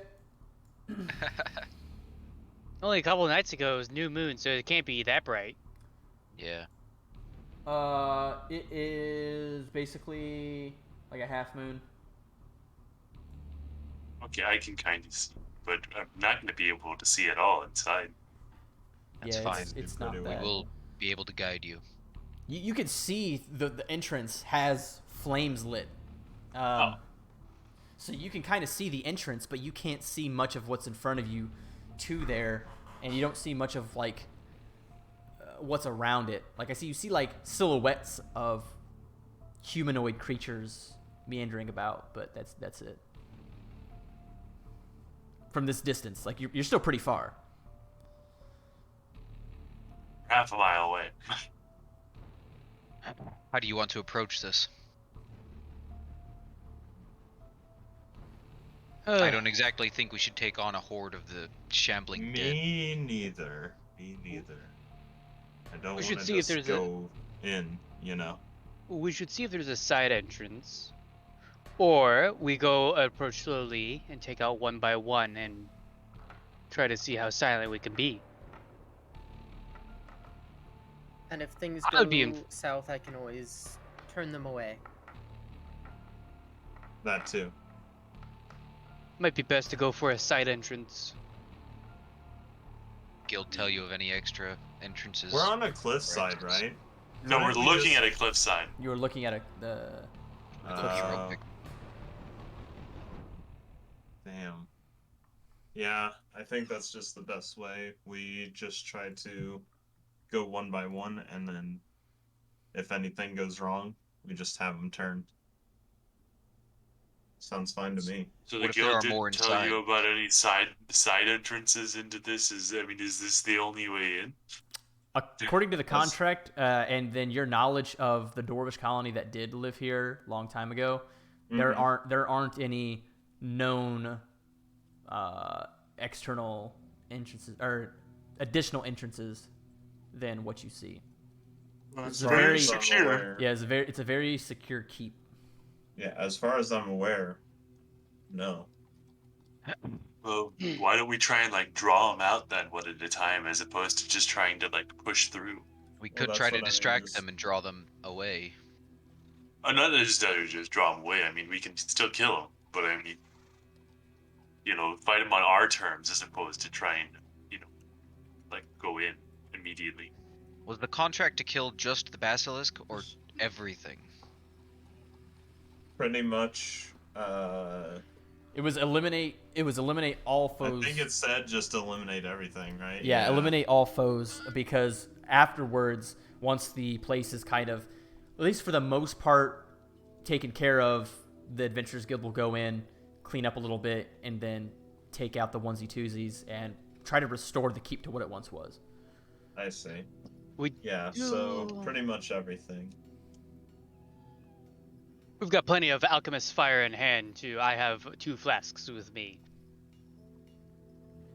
That is true. We could just group them all together on one big distraction. Which and of then us is the set them best? all ablaze. Which of us is the best runner here? Oh. I'm not one to run. I'll be the first to take it if nobody steps up. Don't look at me. I feel my blade would be best used.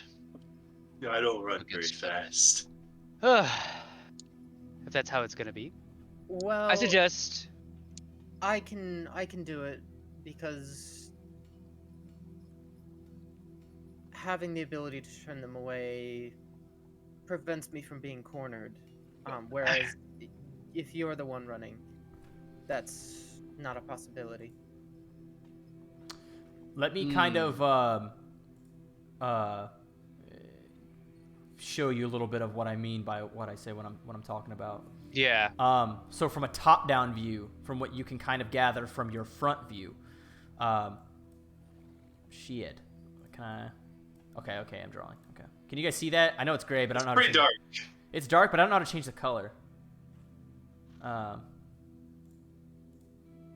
You could take us into like a blank scene and just kind of draw that. Okay, hold on one second. I didn't actually see anything. I'm gonna reload. No, he we're just still on- drew with his pen. Yeah, I definitely. I'm not seeing anything from the pen.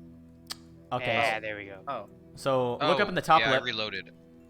Yeah, I see now. Yeah, this is a generic battle map for when you guys get into scuffles that I don't have battle maps for. Gotcha. So, okay, you guys can see that. Okay. Yep. So, from the top-down view, right? Kind of. As you're looking at it, here is kind of like double doors. And you're far away, remember. And you can see in the foreground, there's like this cliff kind of coming down. And there's like a valley. But there's an open area where the door is. So like there's an open area kind of like this. But you can't see anything in here. You can just see down the valley. And it opens up and you can see the doors at the end. Does that make sense? Yeah. Okay. So like you can see like humanoid creatures moving around. But they're like sometimes moving behind the cliff face right here. And you don't see what's going on over here. And so on. And then the lanterns that are lit are kind of by the doors. So it's kind of like that. There are different... Very artistic. Yeah, I tried. You could try to get up on a cliff face and like look down upon them. But there's pretty much like one tunnel to the entrance. And they're kind of like in the open courtyard area-ish. But yeah. Okay.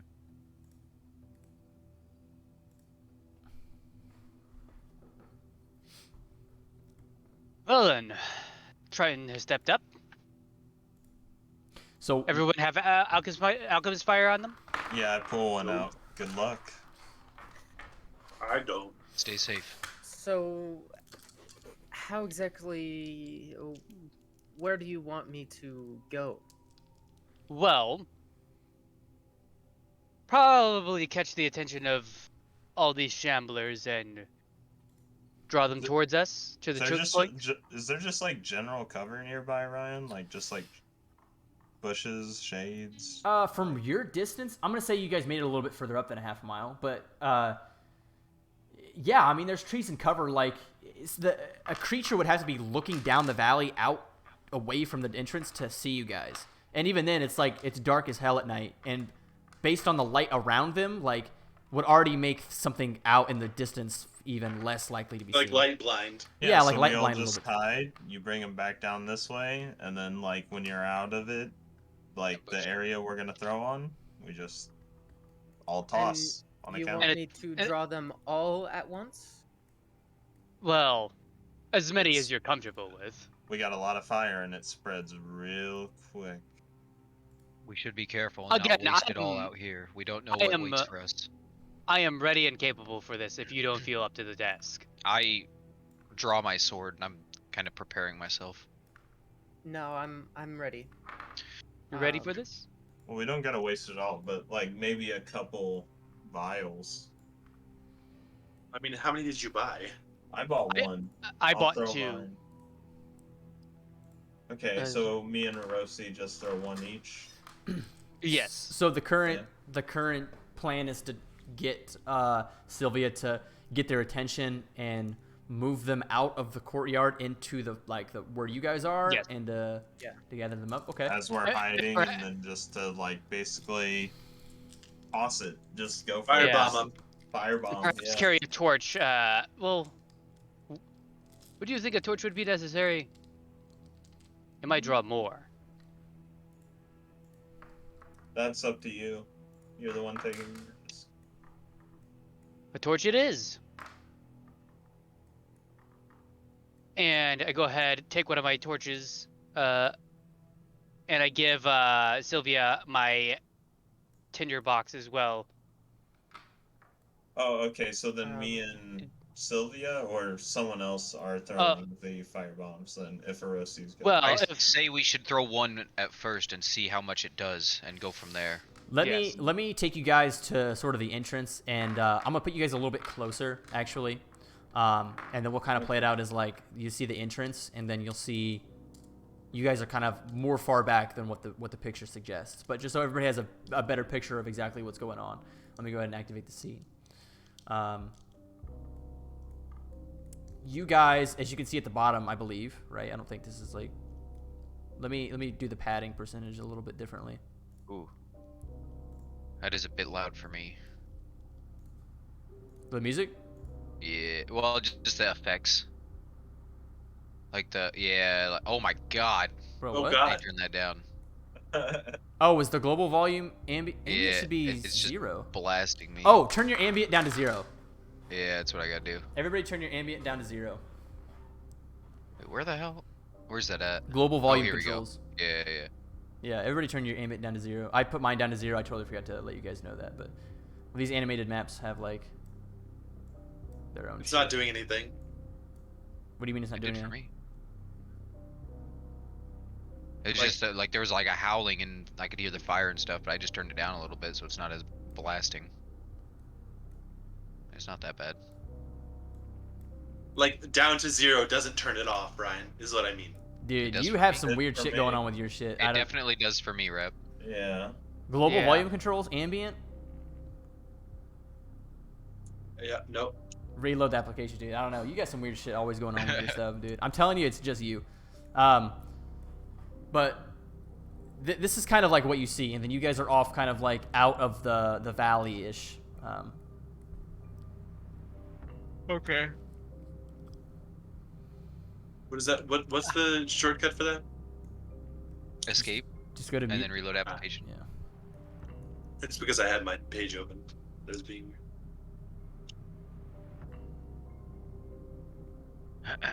I suppose a torch won't be necessary. So Yeah, now the it's plan- silent. We'll have Sylvia run, collect all the undead, and then we will throw alchemist fire as they are grouped. All right, so I'm gonna start heading over here. Okay. I mean, you're able to move your character. You can go over there. Yeah. I'm Gonna have. can't move my token right now. Yeah, Even it doesn't better let me- Oh, yet. oh, the game Can is everyone paused. else- The game is paused. Even Oh, shit. Oh, yeah, my bad. even better yet. Yes, Why there we go. don't one of you take my firebomb,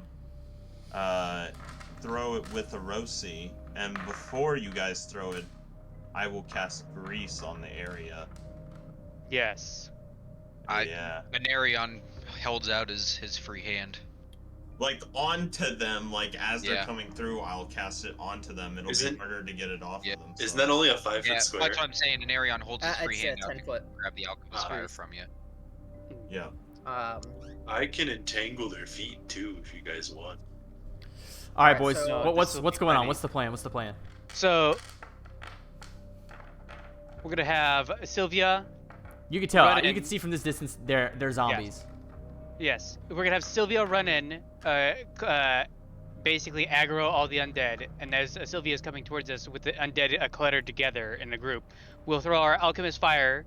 Me and Anarian will throw alchemist fire somewhere around here, probably, and then we will have let's see here. Carlisle will cast grease as well at the same time. And So I it'll be will a I will concentrated entangle their feet. Cody, did you give me your alchemist fire to throw? Yeah. Okay.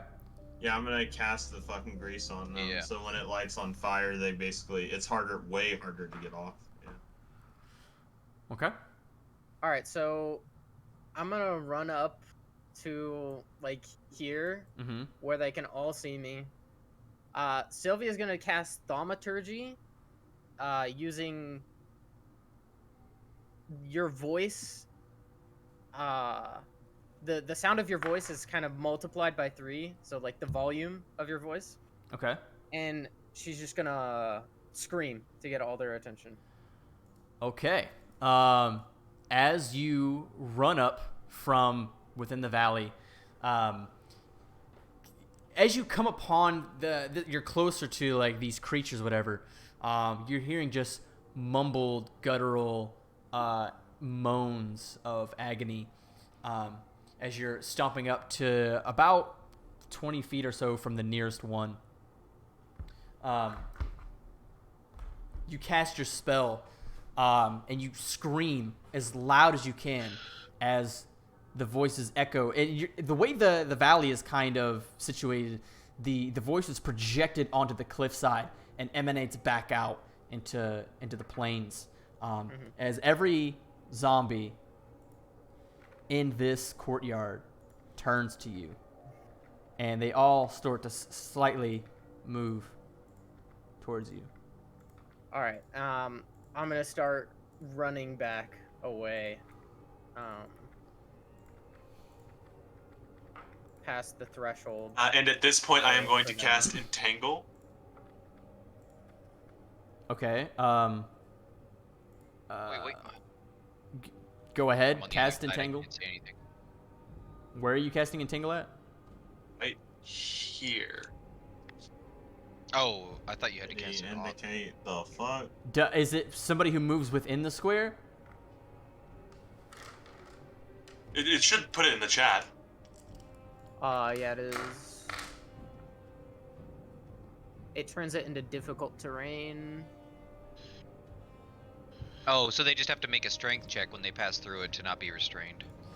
No, it also becomes difficult terrain. That's the more important Yeah. part. Yeah. Okay. As they all kind of... Well, I'll just put him here. We'll treat this as a swarm of zombies.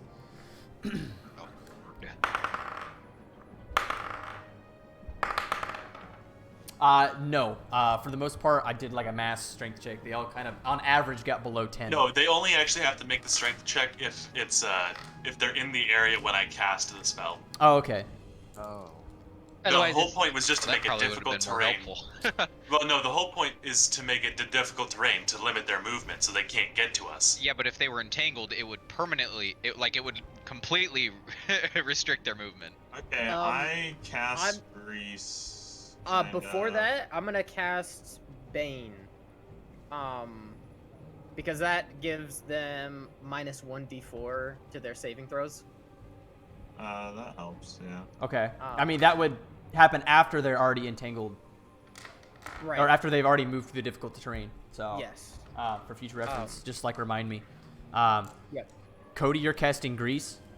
Yes. The moment I see Cody cast grease and it's there, I will throw the alchemist fire. Yeah, it's I'm 10 doing by the same. 10 for grease.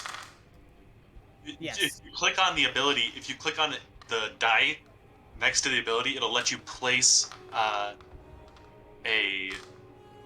thing like I did. They make a DC 13 charisma check. Yeah, for the closest 3. Well, he said you're treating it as a swarm of zombies. That means it's one creature. Yeah, it's okay. a 17. It's a 17. Or actually, it's a 14. Because the minus is because they're zombies. Okay. So you cast grease. It's in a 10 by 10 square. Do you not have the spell in Boundary? On. It should be in Foundry. It should be in your spellbook tab. Yeah, all you do is just click on the name of it, I think. you gotta click on the die on the left side, Says- like where it is. Yeah, it says 10 feet square. Click on the image Yeah, click on the image. of the spell. Uh-huh. Yeah, like if I do it, it'll let you cast spell. If you click on where the picture is, it'll pop up with a little box that says cast spell. Oh, yeah. It'll cast expend it spell. from your. And then you have to place the thingy. 10-foot square, so Like that? Yeah. Yeah. Okay, and they make a dexterity. Yeah. Okay, they get a minus on this. I think it's a 13. And I'm trying to throw my alchemist fire right in the middle of that grease. 17. likewise. So they're not prone. So I guess it doesn't really it doesn't do anything, right? They don't fall over. It's but extra grease difficult is- terrain because Okay. it says Yeah. that it makes it difficult terrain, so they only move a quarter movement inside that area. Okay. Yeah. Go ahead and make a ranged attack with the alchemist fire. Yeah. I will do the same. Where's my inventory? There we go. Nice. As Sylvia has run in, basically screamed, allowed all these zombies to kind of congregate down this small little hallway. You see Iljor cast Entanglement. At the same time, you see Carlisle cast Grease as this very slick substance has covered the front now, or at least the better part of the Entanglement spell. Anarian, as you hurl a bottle of alchemist fire, it explodes directly in the center of the grease and has now lit aflame the zombies, which I believe does 1d4 each. Yeah, I'll roll the damage. Yes. And it's at the start of every turn for them that they take it. Oh wait, they don't take it instantly? Well, they take it instantly and at the Okay. start of every turn. Okay. Well, I did 3. And Does it do anything extra since they're covered in grease? I suppose I'll do mine as well. No, because it affects the entire area. The alchemist fire, right, whereas it's just not one person. Yeah. And mine's 3 damage as well. Okay. Oh, so you're both throwing your own vials of alchemist fire? Yeah. Yeah. Yeah. Okay. I figured we'd wait until the effects light wore off. and Oh then yeah, throw these as well. I jumped the gun on that one. Oh well. Yeah, it's fine. forget- The zombies currently within the alchemist fire, you can see the rest of the zombies aren't paying any attention as the vials of alchemist fire just explode and cover the entire grease area. The zombies within, kind of trying to move, not seemingly screaming out in pain, obviously, because they're zombies, but you just see them slowly burn as their flesh just kind of falls down, and each and every single one of them just falls to the ground dead. Wonderful. I'll go ahead and eliminate them, and then I'll put everybody else in a combat scenario. Yeah, at that point, once those ones all fall over, Anarion just yells out, "Mop the rest up!" Oh my god! Oh my god! Hey, one only rolled a 2. Oh, another one rolled a nat Well, 1. some were us, and that was Sylvia that rolled the nat 1. Amazing. Top of the turn order. Yep. Arosi, is your turn. Rossi, with spear in hand, charges. Let's see. Ooh, that's not the right thing. I'm gonna charge. Let's see how far along this is. Yeah, I'm gonna go for this zombie right here. Zoom. Okay. And I'm gonna make my attack roll with that. Does the spear have reach, by the way? I don't think you need to step into the... This spear doesn't. Spears don't actually list a reach. It's Well, the long, he's like made the his- two-handed spears that He's do. made his movement. He's good. Yeah. And then attack roll. 15. 15 hits. Go ahead and roll damage. Wonderful.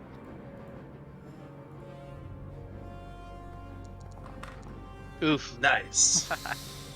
Dang. As you come down with your spear, you don't get the maximum amount of force you would like with the spear, but you do knock him down a peg with 1 damage. What's your strength modifier? Oh, wait, no, that it's doesn't go to plus damage. three, so It was it's in 4. the chat. Yeah. So it's 4 overall. Okay.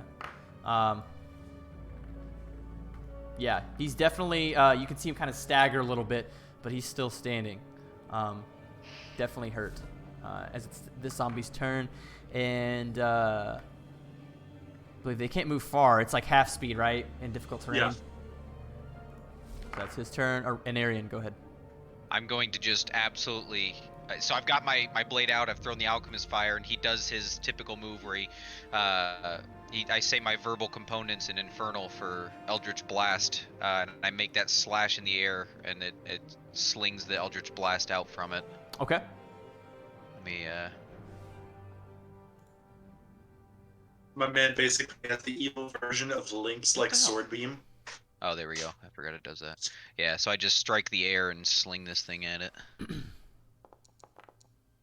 11. Nice. 11 does hit. Get crumped. 2 2 damage. But it is force damage, which basically nothing ever resists. So Yeah. that's nice. Nice. Hit him with your Eldritch Blast. It's this zombie's turn. He's going to attempt to attack you, Orosi. 13? Does not hit. Damn. As you see this zombie kind of, through its difficult terrain and lingering, try to reach out and attack you, you're able to dodge it swiftly, as it is not fast enough. It is this zombie's turn, which is just out of range to attack you, Orosi, unfortunately for him. Iljor, your turn. So what is the distance looking like here? Because it's hard to tell without. It's You know. you're doing it right now. You're I doing know it right now. that's why I'm doing it, because I couldn't tell. Okay. So I am gonna just move up here, not quite within attack range, but just to back up Okay. Orosi if necessary. And that's it? Yep. Okay. Carlisle. See, how far is the... Okay, I didn't want to do that, whatever that was. Made a 0.6 foot by 0.4 foot box. I got it. Yeah. I got you, bro. No, click on the person and Y'all then keep the measuring clicking stick. y'all keep clicking the measurement Angle. controls. Yeah, Oh, angle. Yeah. I'll move up, like, here. So, wait, like... Oh, will it not let me move? What the fuck? No, it's because you have the Because you're using Your arrow keys. use the arrow keys. Or you can look at the left and make sure you're not selected on any of the ruler icons. Okay, I'll move to about here, and then I'll shoot this zombie, like, to the left, Yep. near Sylvia, like, in front of Sylvia. Yep. You can Shoot hit that X and zombie. Oh, okay. yep. Shoot this one. Okay. Go ahead. And it even shows you which one it is in move order. Shooting him with what?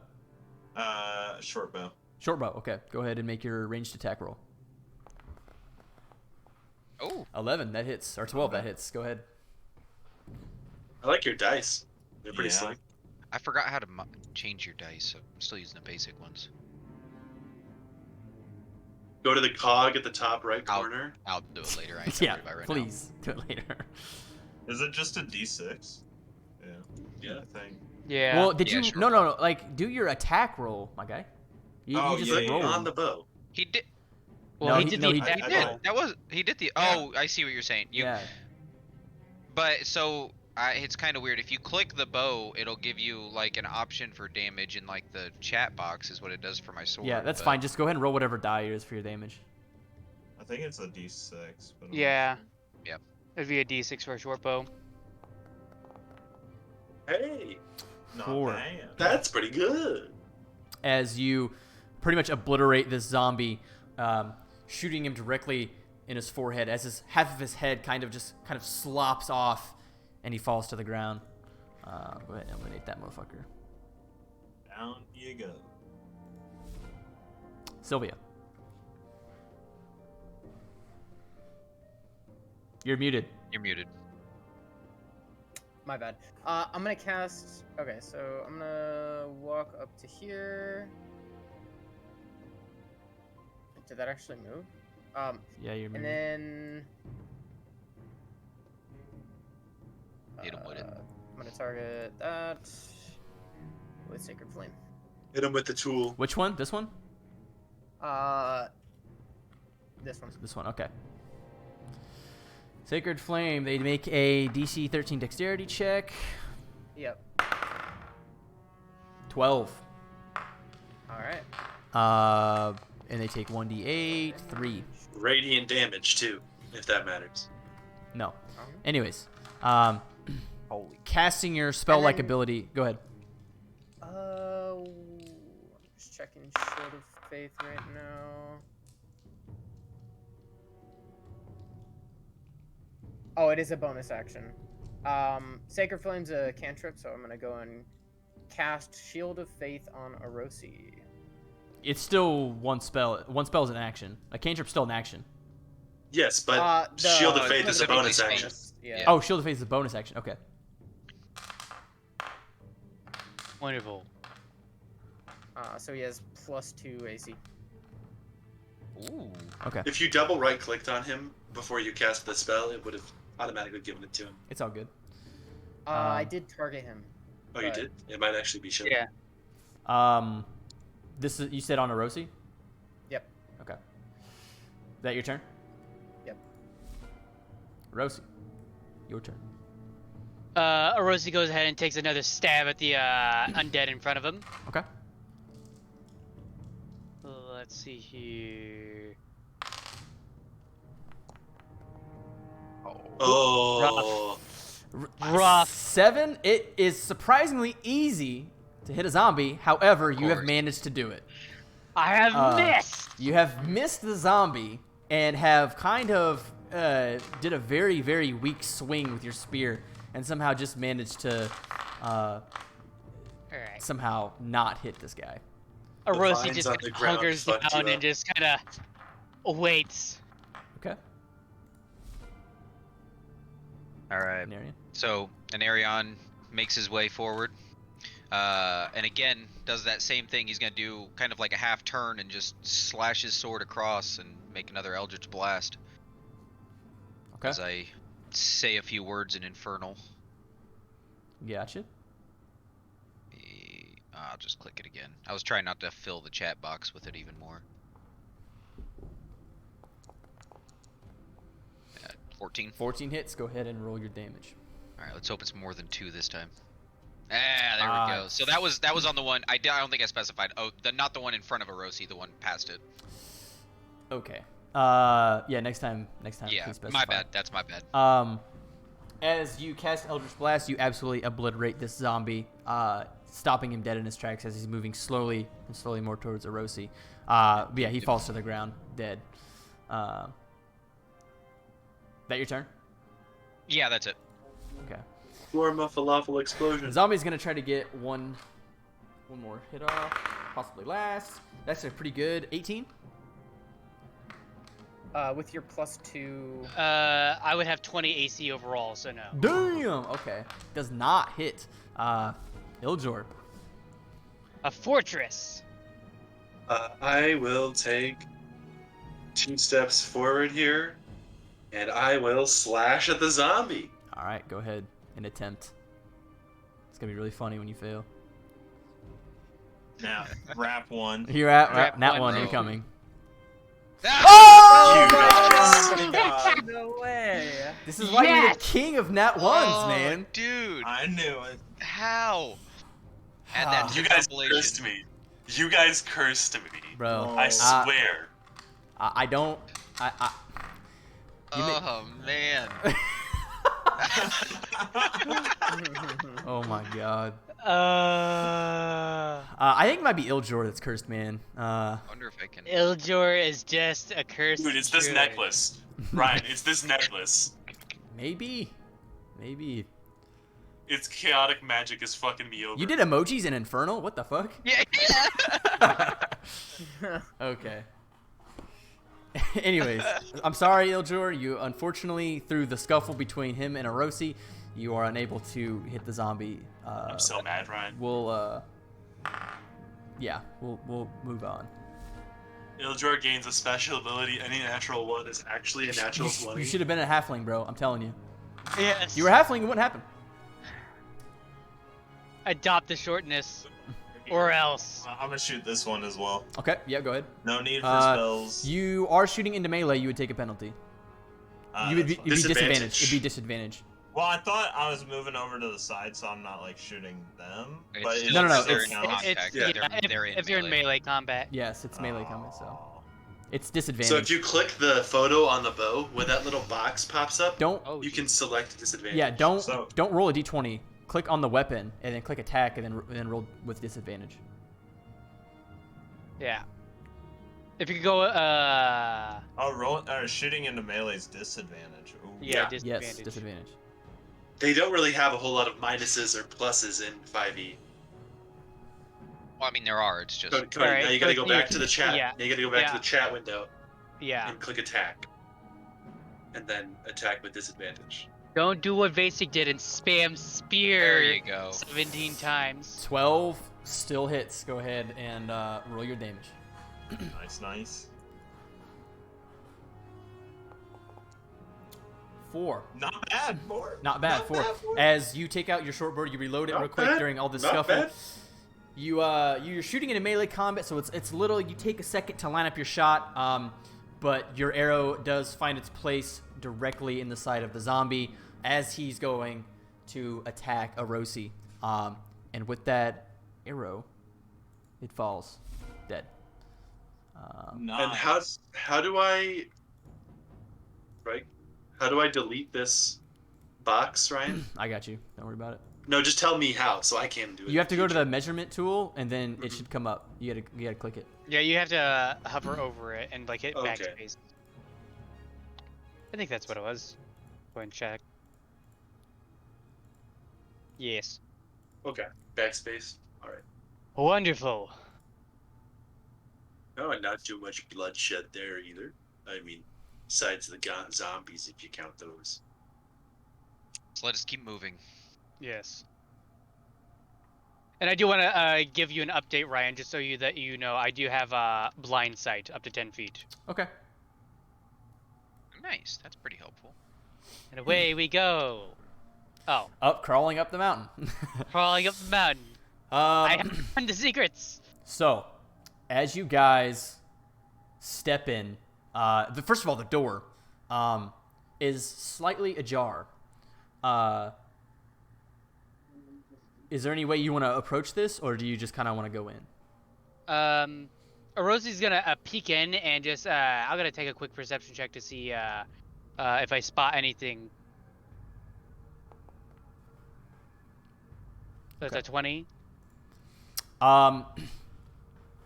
Doing your best to kind of peer through where the door is slightly ajar. I'm guessing you kind of open it just a little bit to get a better look. Yeah. Okay, yeah, that's fine. Opening it just slightly to try to get a better look inside. It is very dim. You can't see a whole lot, but you see some artificial light coming from various torches throughout. And what appears to be a large open area of sorts within. But with how the door is currently and with what you can see, that's all you can really tell. Is it opens up to a larger, grander area. Through this door, it seems to be a large hall with some torches, some light, but it's mostly dark in there. Who's Are we lighting ready? these torches? Hmm? Who's lighting be these okay. torches? Is there I have anything no idea. anyone needs to Maybe not prepare the dead. before we go in? Not really.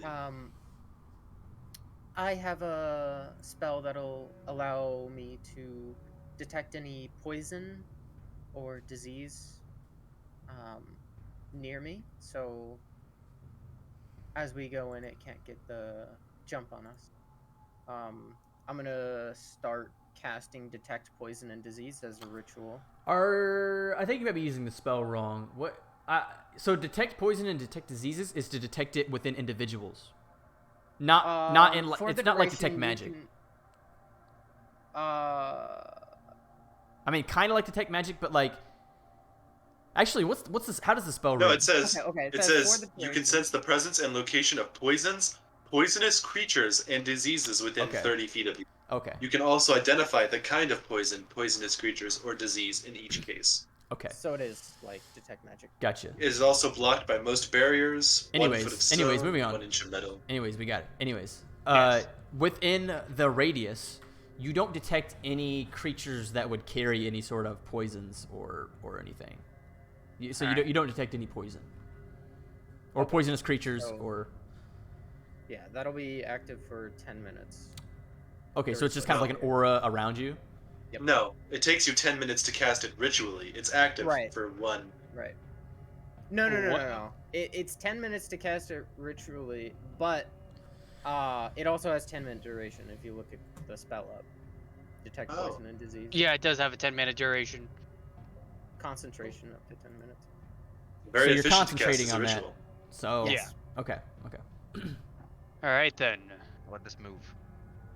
And then Rosie Go ahead. gently opens the door with his shield pressing on the door, and just starts walking in. Okay. I squeeze it right behind Rosie. As you begin to creak open the large wooden iron door, you hear it cackle and creak throughout this bigger area within. It's sort of echoing off the stone walls within. The lighting inside is very dim, like I described, and you're not able to see a whole lot. But essentially, what it is a large. I kind of want to say cathedral type thing, but it's like a large court area open with 2 large staircases going up to a greater level, and you can kind of see the levels on as you look up. The levels are kind of like built into the mountain. So if you would go up this staircase, you would be on the 2nd level, and there doesn't appear to be any levels above it that you can currently see. But it's essentially just a big open area. You have various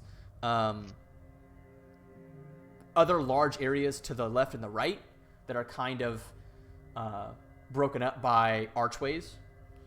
But that's all you can kind of see in this light currently. So it's like a tiered cake kind of thing, like what's levels. what World of Warcraft was it Ironforge, where you kind of like you can go around in a circle. Yeah. It's kind of like that.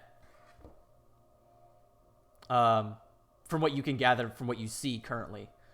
But yeah. Ironforge. Is there anything that we can see on this immediate level? At this immediate level, like in terms of what? And just like doorways, really just anywhere really that can be progressed on the 1st level. Can I cast detect magic real quick as well? Yeah, sure. Okay.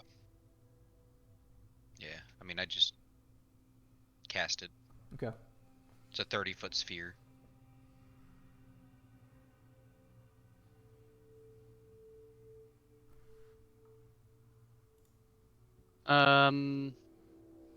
Shit. While he's doing that, I'm gonna light up a torch. Okay. Would you click the spell? Because it also uses it in your, like it removes the spell. I get it for free. Yeah, I think it's It's part of my Eldritch invocations. I do not. It doesn't take up a spell slot. Casting detect magic, within the 30, you said 30-foot sphere? Yeah, it's a 30-foot sphere. The 30-foot sphere is you're detecting magic emanating from the light, but not anywhere else. It's really only coming from these lights. The torches, okay. And the different areas of approach is either moving forward and going up the staircase, or moving to your left or your right, going through those archways to get to another grand area. Well, we have to clear this whole place. Which way do you think we should go first? We should probably start from the top down. Let's go up these stairs then. Stairs it is, I suppose. Fair. And stepping forward, your boots kind of emanating an echo around the walls. You're hearing scatters, movement, just kind of, whether that be 100 feet in front of you or somewhere else, just the sounds within this basically abandoned dwarvish colony, just emanating off the walls, reverberating. stepping forward even more as you are about 100 feet away from the staircase, something under your feet gives way, and very rapidly stones start to fall. The floor starts caving in very, very rapidly, as within, you would essentially have to make like an extreme sort of very fast Reflex saving moving throw. reflex, like you'd be like Legolas when the fucking, when he's like in the Mines of Moria. But essentially the floor is just beginning to cave down before you can all kind of gather your wits about you. You are falling. Looking down, it doesn't appear to be that far of a fall, maybe like 30 feet or so. But the columns that were broken away from below are kind of what led to this collapse of the floor. Falling down, stones fall around you as this large,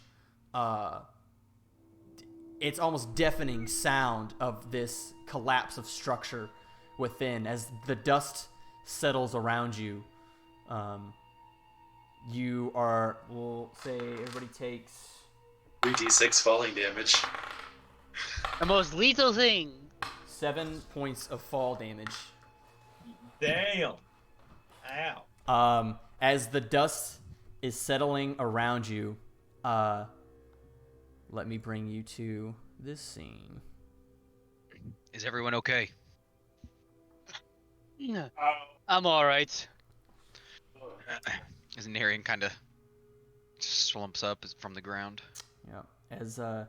As the dust settles, there is light emanating from this room, and as you all sort of quickly check yourselves for any sort of damage, Were we supposed to have been brought to another scene? yes, I'm going to bring you to a scene now. Okay. I just wanted to make sure.